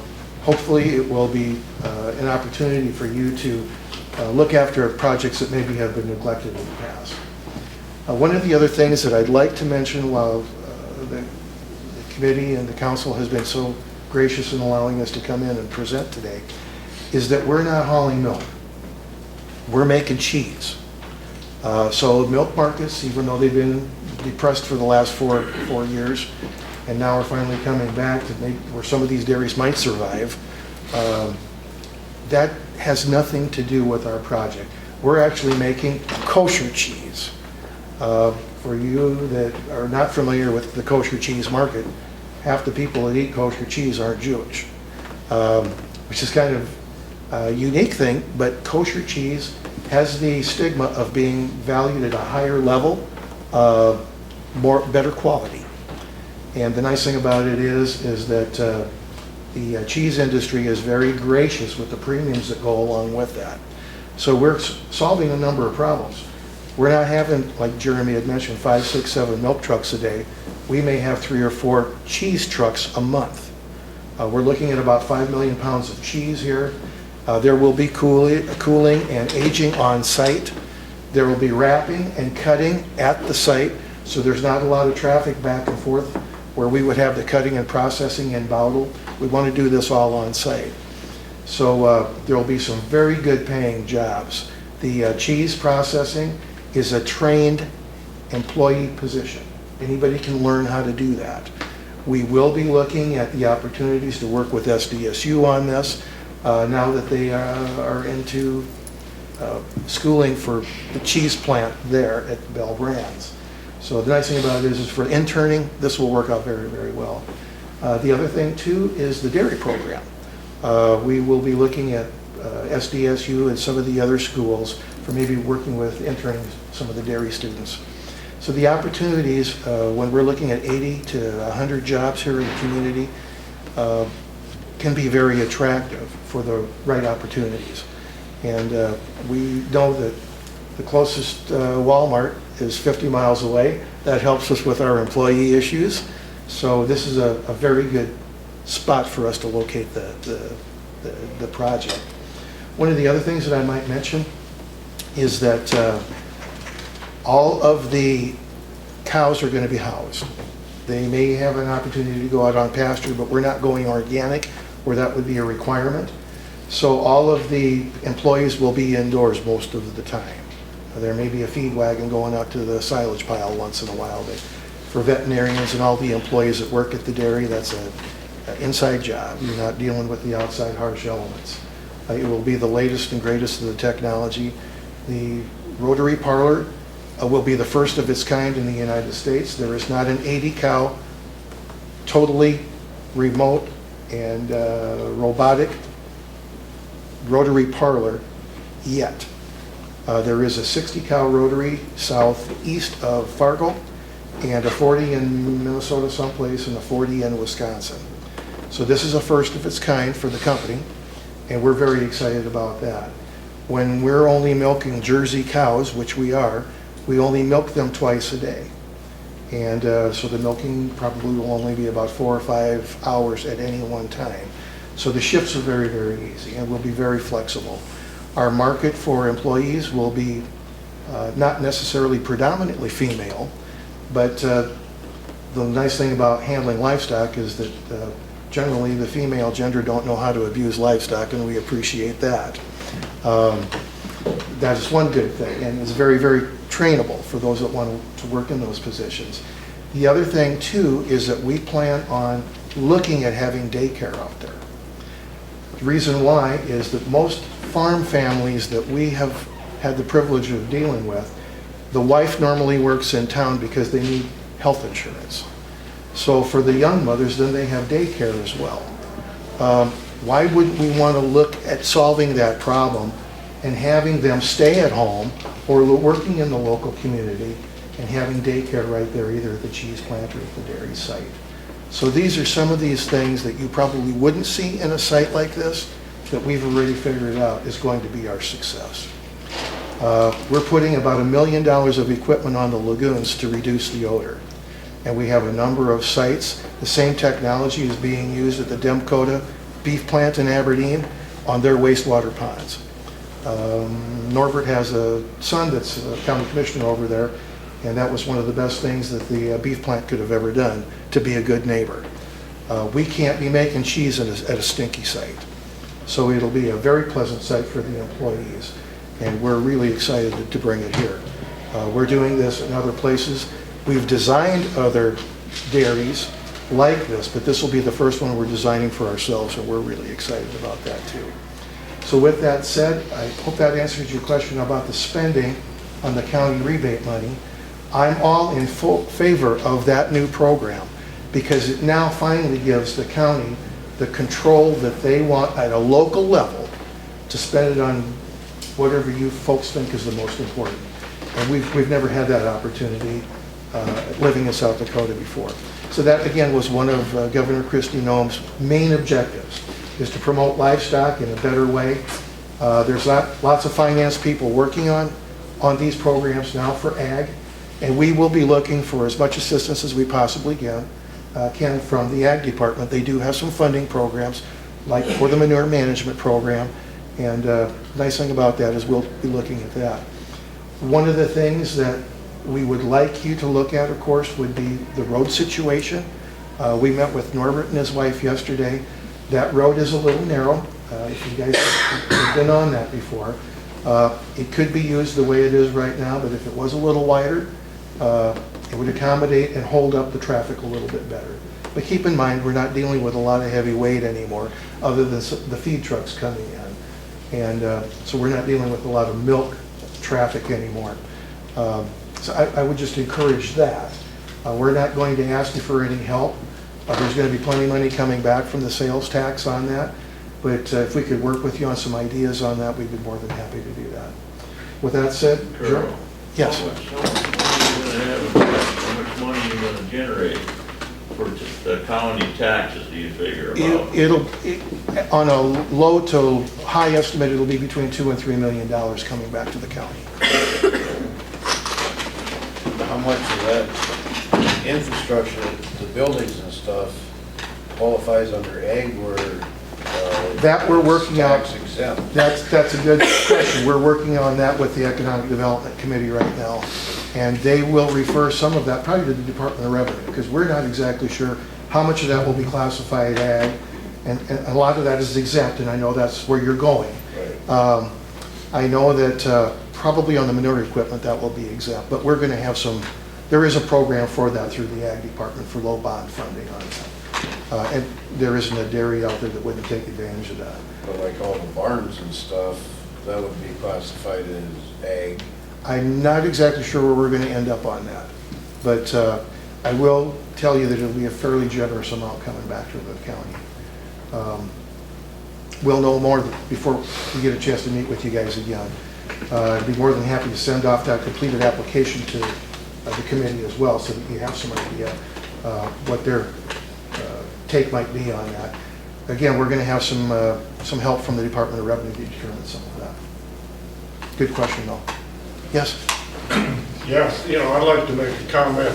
As a web board of director, Jeremy made a comment earlier that Webb will not furnish the water. That's not the true case. We would love to furnish the water to Webb, but however, the capacity of our system at the present time cannot furnish the water. If you noticed in the Selby Record, we had a full-page ad here last week. Webb is planning about a $46 million expansion project to increase the capacity of the system throughout the Webb water system. And after that is completed, I think we have a very good chance. We would just love, to furnish water for this dairy. But however, right now, we've got, some easement issues with a couple of landowners. We're working on them, we're negotiating with them, and hopefully, we can get them resolved. But if we don't get, easement issues resolved, it's gonna be hard for us, to furnish this project. But I just, wanna make that comment, that we would, that's not the case, that we're not wanting to furnish the water, we just can't do it right now. Sure. Thank you for that. We have looked at the water samples taken for the underground water at the site, and that right now is good enough quality to make the cheese. Obviously, water for the livestock is very important, but we also need to make sure that we're built, since we're into food processing, we need to have some good quality water as well. So we look forward to being able to at least have Webb as a backup if we needed to, or a primary, at least for the cheese plant. The dairy cows certainly could easily get by with the well water out there. I want to address one other, thank you for that. I want to address one other thing about the irrigation pivots. The equipment that we're putting on the wastewater lagoons is designed enough to break the solids down to go through a center pivot and not plug up the nozzles. We did a 3-year study with an irrigation company in Nebraska that proved that it can be done that way. It's kind of uncommon to see that here in South Dakota because we don't have a lot of underground aquifers. In Nebraska, that's basically the whole state. So we went down there to partner with an irrigation company to do that. That can go through any type of irrigation company's pivot. So we're not going to recommend one over the other. However, we did a 3-year study with one of them and we're very happy with that. But the land application for land applying on here, the nice thing about it is the way the nutrients are processed in the lagoon, there will be less runoff, there's less environmental impact. We have some of those studies that are available if you'd like to see them. But the easiest way to handle this and the nicest thing about it is that when we're land applying low odor water or no odor water or offensive odor water, It just makes it so much easier when we're doing that. So if you're having an event outside, obviously, we'll be taking that into consideration, but you'll probably never even know when we're dewatering the lagoons through the center pivots.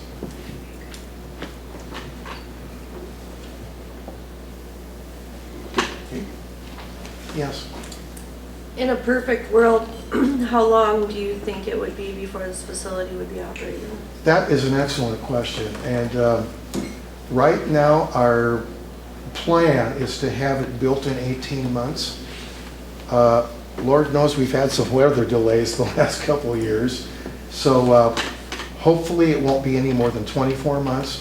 So our goal right now would be to start in May of 2020 and complete it by May of 2022. That's our timeline right now with it. And we will be milking off-site while we're getting the infrastructure ready, so that when the last time the cows were milked at off location, they get on the truck, they'll be milked at the site and we'll be ready to go. So that won't be 2,400 milking immediately. It'll be however we can get them trucked in. So we're hoping to be milking in 18 months from next May, but I don't know if that will happen that soon. Great question. I'm glad somebody brought that up. Yes? Question for Jeremy. On that other road that he was looking at, how big of trucks are you foreseeing going down that road, on that section line road? Maybe semis, because we're gonna try to get a lot of the gravel for the project over east of there, and that's just a straight shot over there, so they're looking at, But is that where, didn't you say that's where a lot of your feed's coming from? well, yeah, too? so we'd shoot over there with a lot of feed, because my dad's got several pivots and a lot of their farm grounds over there, so it'd be a straight shot coming over there, with, a lot of feed. Probably half of. So how wide a road would you anticipate you would need on that new road? Well, it's not a new road, but. Well, it certainly don't have to be like the one going by Norbert's, with because it's mainly gonna be trucks, and sometimes depending on, if we're going in the shoulders, so we'll send a load of trucks one way and the empty ones so they don't have to meet, but, just so two trucks can, get by each other. I mean, it certainly don't have to be a, big wide road like we're. Would it be possible to run loaded trucks down one and empty back on your road? Or Well, would that be too far? There's more turns, that's a straight shot. And, one of the other things, like, my house is right along the road, and I got trees. The road goes between two big tree groves. So if you got a little bit of north wind, there's no wind in there.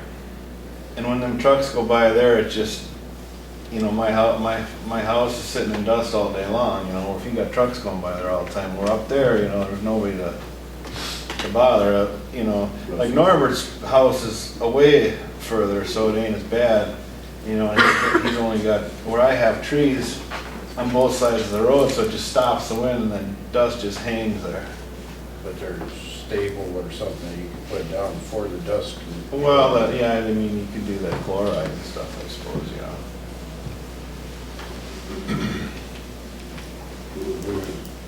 I don't even know, I think the closest place that does that, though, is out of Aberdeen. It'd probably be pretty spendy for them to come out there and just do that little stretch. There's a lot of them out here Is that there? the elevator will get a truck and they'll Zabel's. Has like a route? They're in Rapid City. Doing Plains guys come out of Rapid. I know that climate control out of Aberdeen, I think they do some of that.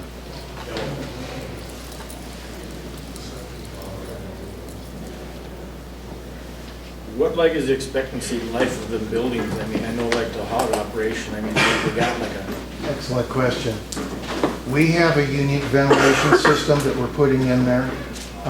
Incidentally, the housing barns for the livestock are not going to have any curtains on them. So you ventilate them differently, which means there'll be less rust and humidity in the barns. We're predicting about 50 years lifespan on the buildings. Your normal dairy barn would be about 30.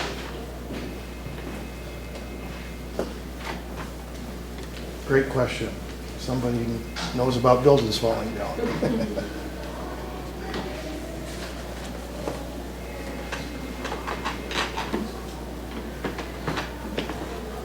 Does anybody else have questions for these gentlemen? Thank you. Thank you. Thank you.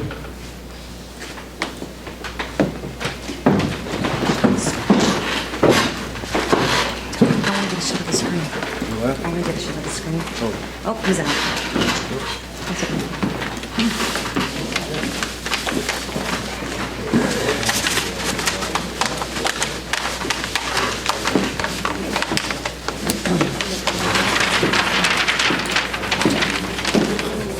Didn't do it again. Table number 15, any old business? New business?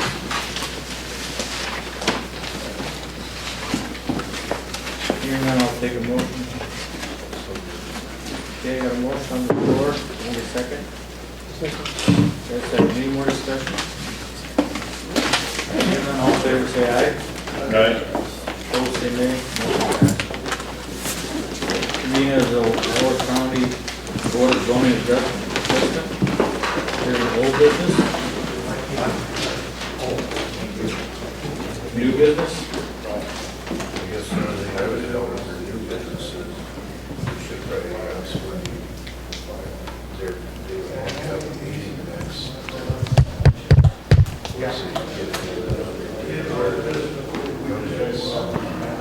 I forget, you probably let us know, I'm guessing, you probably gonna know. I guess you can let us know, great. Anything else?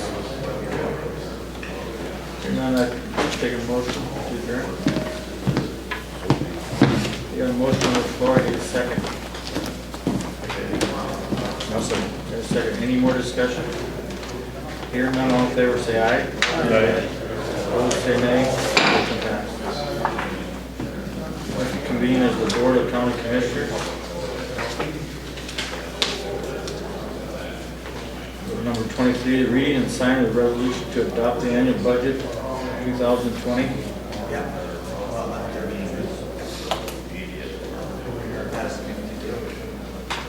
Adopting the annual budget for Lower County, South Dakota. Whereas the 7/21/5 through 13 SDCL provides that the Board of County Commissioners shall each year prepare a provisional budget for all of contemplated expenditures and revenues of the county and all its institutions and agencies for such fiscal year. And whereas the Board of County Commissioners did prepare a provisional budget and cause same to be published by law. Whereas due and legal notice has been given to the meeting of the Board of County Commissioners for the consideration of such provisional budget and all changes, eliminations, and additions have been made. Now, therefore, to be resolved that such provisional budget are amended in all its purposes, schedules, appropriations, amounts, and estimates, and all matters therein set forth shall be approved and adopted as the annual budget, appropriations, and expenditures for Walworth County, South Dakota, in all its institutions and agencies calendar year beginning January 1st, 2020 and ending December 31st, 2020. And the same is hereby approved and adopted by the Board of County Commissioners of Walworth County, South Dakota. This 24th day of September 2019. The annual budget is so adopted and is available for public inspection during normal business hours at the office of the County Auditor, Walworth County, South Dakota. The company taxes are levied by Walworth County for the year January 1st, 2020 through December 31st, 2020.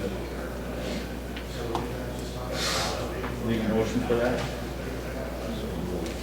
Did we already did You it? guys already approved it.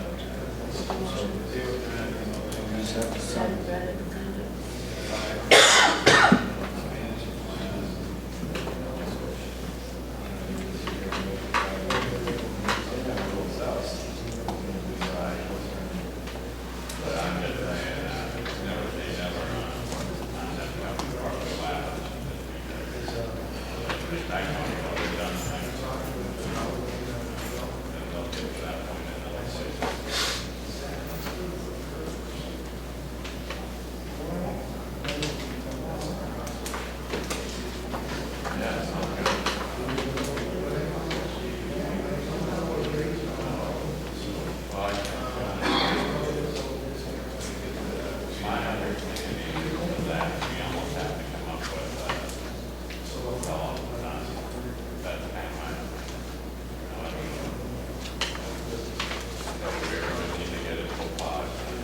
All right, we'll move to number 25, or no, 24. Discussion regarding hire an advisor for the county commission board. Yeah, we pretty much already accomplished that with the other one. Just need to decide which way we want to go on this. One of these other codified laws, or we're gonna have to do something.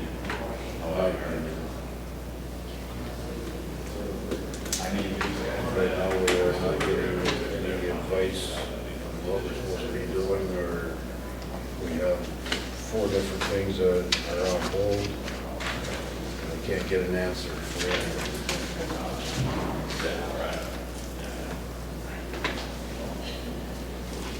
Well, what's the commission thinking right now? I think we just have to ask for more.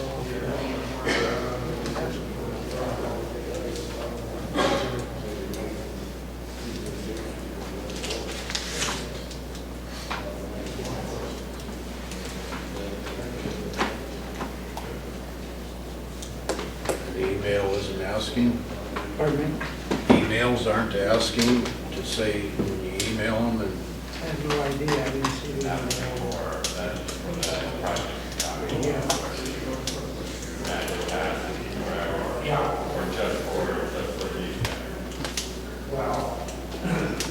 Well, I guess the way I look at it, then it should be, you should look at what other counties are doing and see how that can be treated. If it can work, share it, do whatever. That's how everybody does it.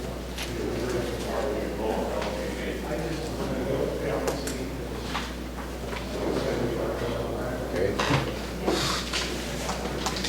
All right, then we'll move on. 25, landfill Becky. You all have the reports in front of you. I don't know if you have any questions.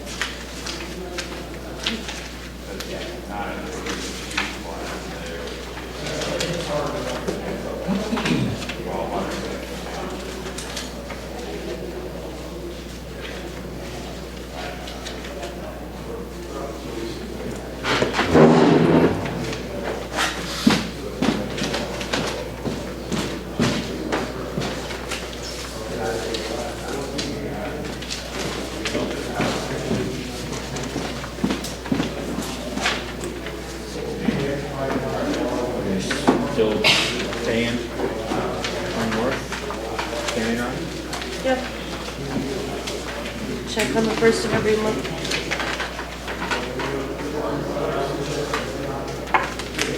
I have asked them to reverse the payment. That has not happened yet, but I do keep mentioning it.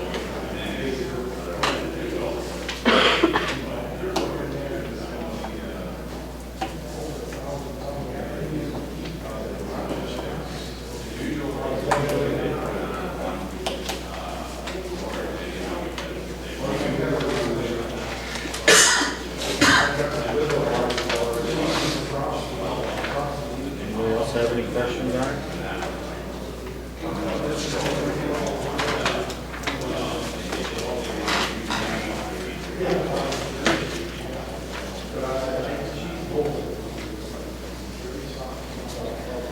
Discussion on the recycle. At the previous meeting, we discussed what we're gonna do with the recycle center. Marion stopped there to see how things are going, and we're just filling up with plastics that we have no place for them. We have cans that we can cash in for, our cardboard's not being taken. It's just filling the building up, and I don't know what you guys want to do with it. It's a great program to have, but if it's all gonna end up in the landfill anyways, then is it worth the amount that it costs? I stopped in there yesterday, or 2 days ago, I don't remember now. I think it was yesterday.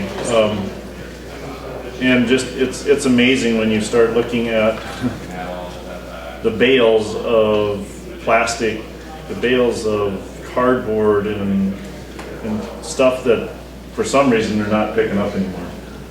And there's some pictures of all the stuff that's in there. I guess I agree with Becky, it's a great program to offer, but when it's costing the county basically $12,000 to lease this building, plus the monthly costs of overhead and lights and heat, and then manpower to run the thing. I guess I'm finding it hard to believe that we want to spend the money to do this if we end up having to haul all the stuff out to the landfill anyway. So I had Becky take a bunch of pictures because I know some of the other guys weren't able to make it in there, but we've got a pile of stuff, and I don't know why, for some reason, we've got just a huge pile of cardboard in there that they were taking, and all of a sudden they're not taking cardboard. All these plastics and everything else, I mean, it's a neat setup in there. It's amazing how they've got it organized and everything else, but we're just flat out running out of room in there. I guess I've got one question. It might sound dumb, but if a guy wouldn't have it this way, by baling it, would that be less room than if you'd have it in bulk just going everywhere? You know what I'm saying? I mean, if you've got these bales in your landfill, what I'm saying is, would it be less? As far as burying it, space? Yeah, you might take up 100 feet here, otherwise maybe if it's all loose, it might be 200 feet. What I'm saying is, where it's all compacted together, would it be taking up less room in the landfill where it's gonna end up? Wouldn't your compactor do about the same? That's what I'm asking.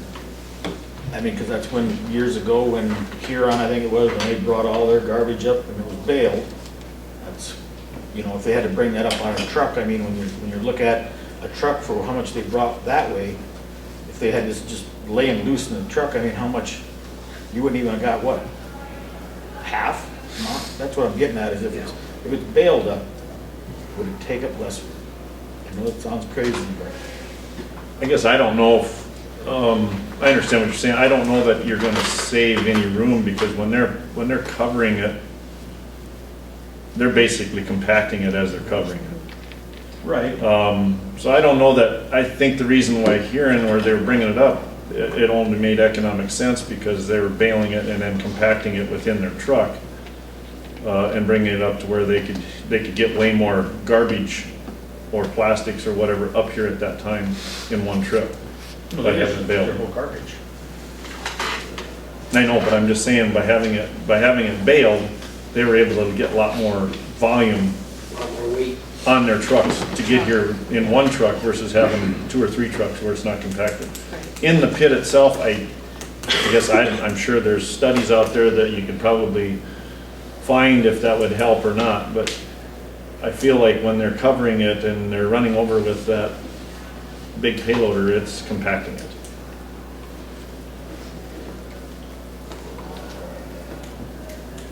I know driving past like Payless, they bail all theirs, all cardboard there too, and they have a great big stack back in Payless. Anybody would, I don't know if they, how they get rid of theirs, or, I don't know, we had someone picking ours up, but like I said, they showed up, we had a whole truckload plus ready for him, and he got a phone call right then and said, we can't take it. Can't take cardboard no more right now. Would they take it for free? I don't know. Or what would it cost us to have them take it? I don't know. Bigger recycling, you might take it. I mean, Well, it's a problem everywhere. Well, the plastics is our main problem.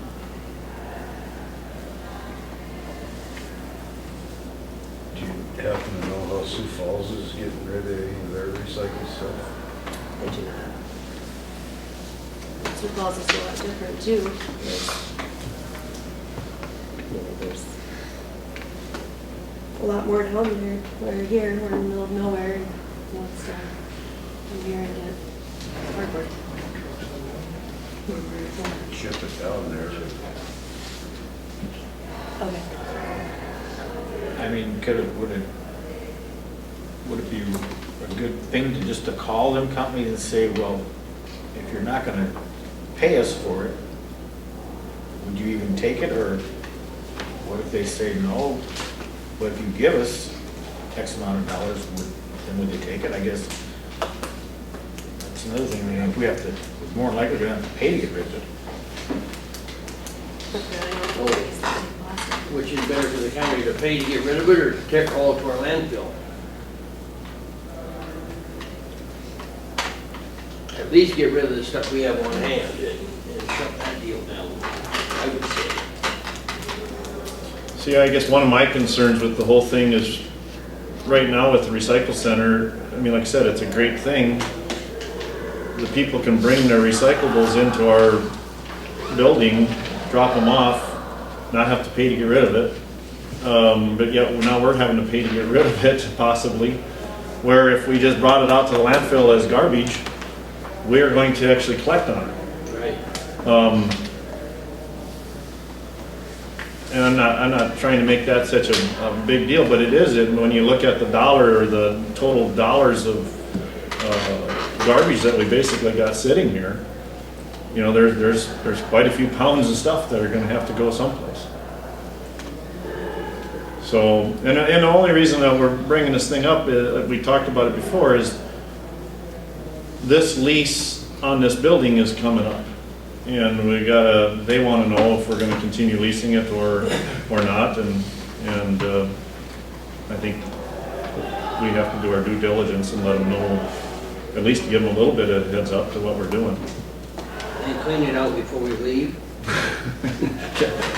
Might be a Well, good point. and that's another thing to bring up. I mean, the lease is coming up quickly. I don't know if we want to possibly amend it, because we're not gonna get this stuff all out of here by the end of the year. Unless we take it to our landfill. Right.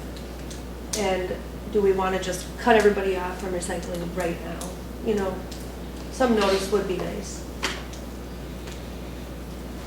How many, I don't remember off the top of my head, how many trailers do we have now that I'm talking about for the recyclable stuff? How many did Ryan buy? Well, we had the 2, but then he bought other things. I have to look into that. But then he talked about other stuff. I don't know what all he actually purchased. I have one sitting in my place. That you put cardboard in.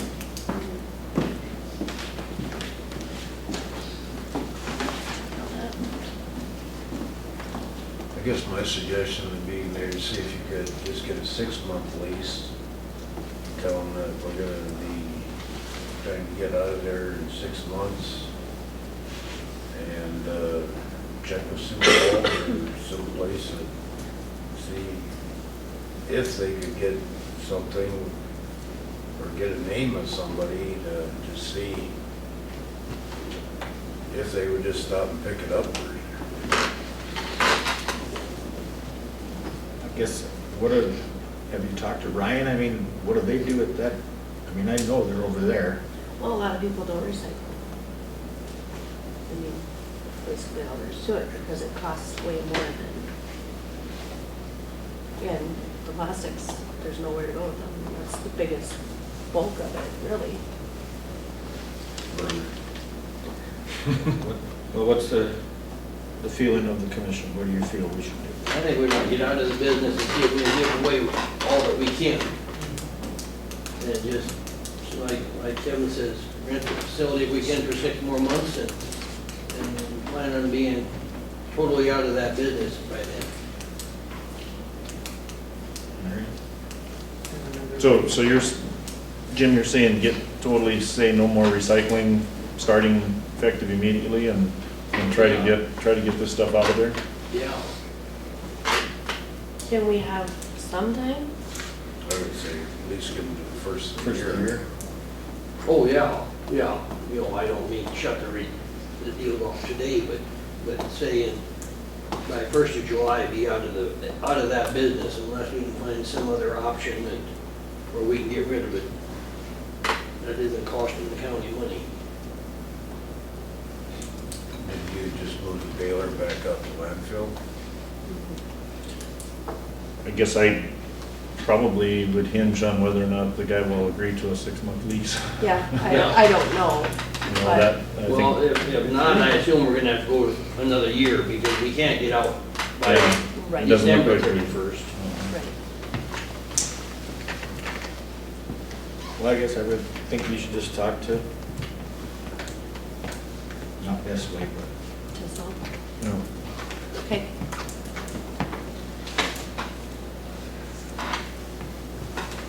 All right, anything else, Becky? Yes, so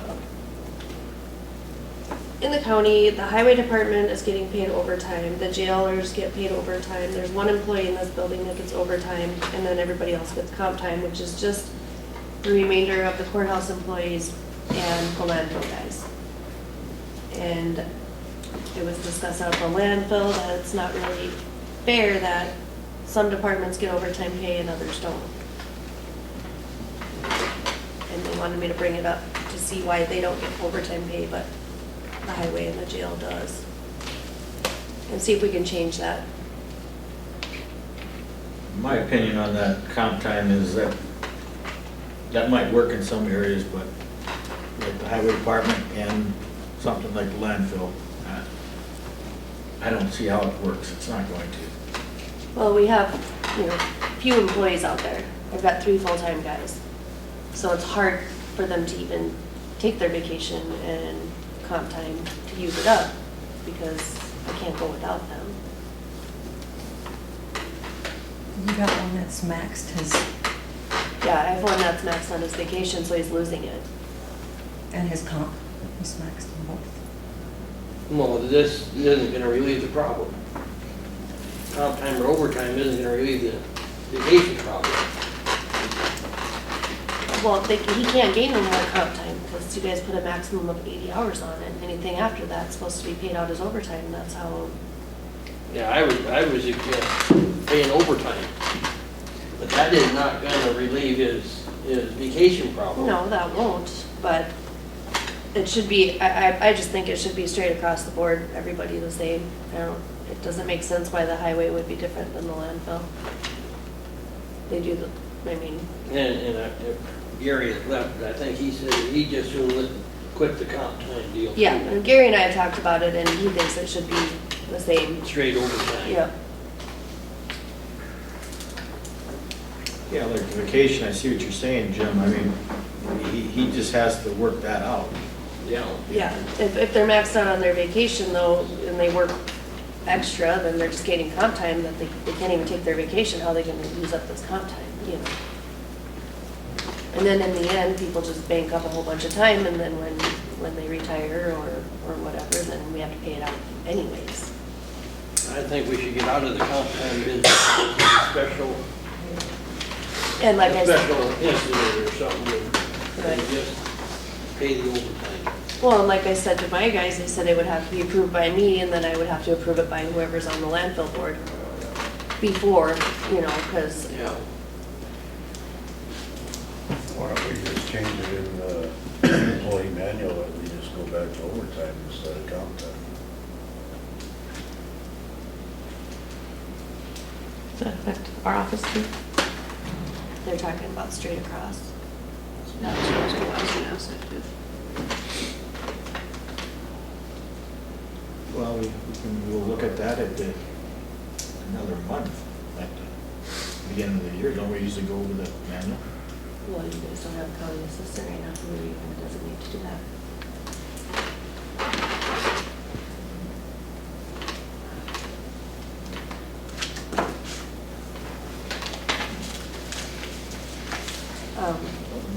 My guess is we gotta get to work on it then. I mean, I'm possibly going to need them to work Saturday.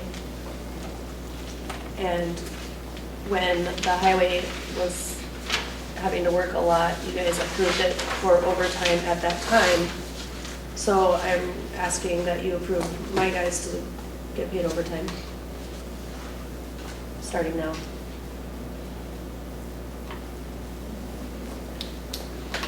We did for one, I don't know why we shouldn't do it for all. I would agree. And I would think, I still think we should get out of the overtime business. I agree with you. Change it in the manual, employee handbook. Well, yeah, we'll have to Put the change instead of look in that every time you in have there to make a and motion. update it. I have this in the agenda, you can make a motion on it. You might look at it as not overtime. We could do hers, How but you then did it we'll with the just put it highway. on the next one to update the manual. I would take a motion on the overtime. We're just doing it for just the landfill right now until, correct? Until we change the manual then? What did we talk about on the highway department? We just talked about it, didn't do anything? No, you made a motion to let them get overtime pay. Instead of comp time. And that's what I'm requesting you do the same. I would still move. Okay, you got a motion on the floor, I need a second. Second it. Got a second, any more discussion? We'll just put on the next meeting for change the manual. Yeah. Any other discussion? Hearing none, all in favor say aye. Aye. Opposed say nay, motion passed. Is there any old business? New business? Hearing none, I take a motion. Got a motion on the floor, need a second? Got a second. All in favor say aye. Aye. Motion passed.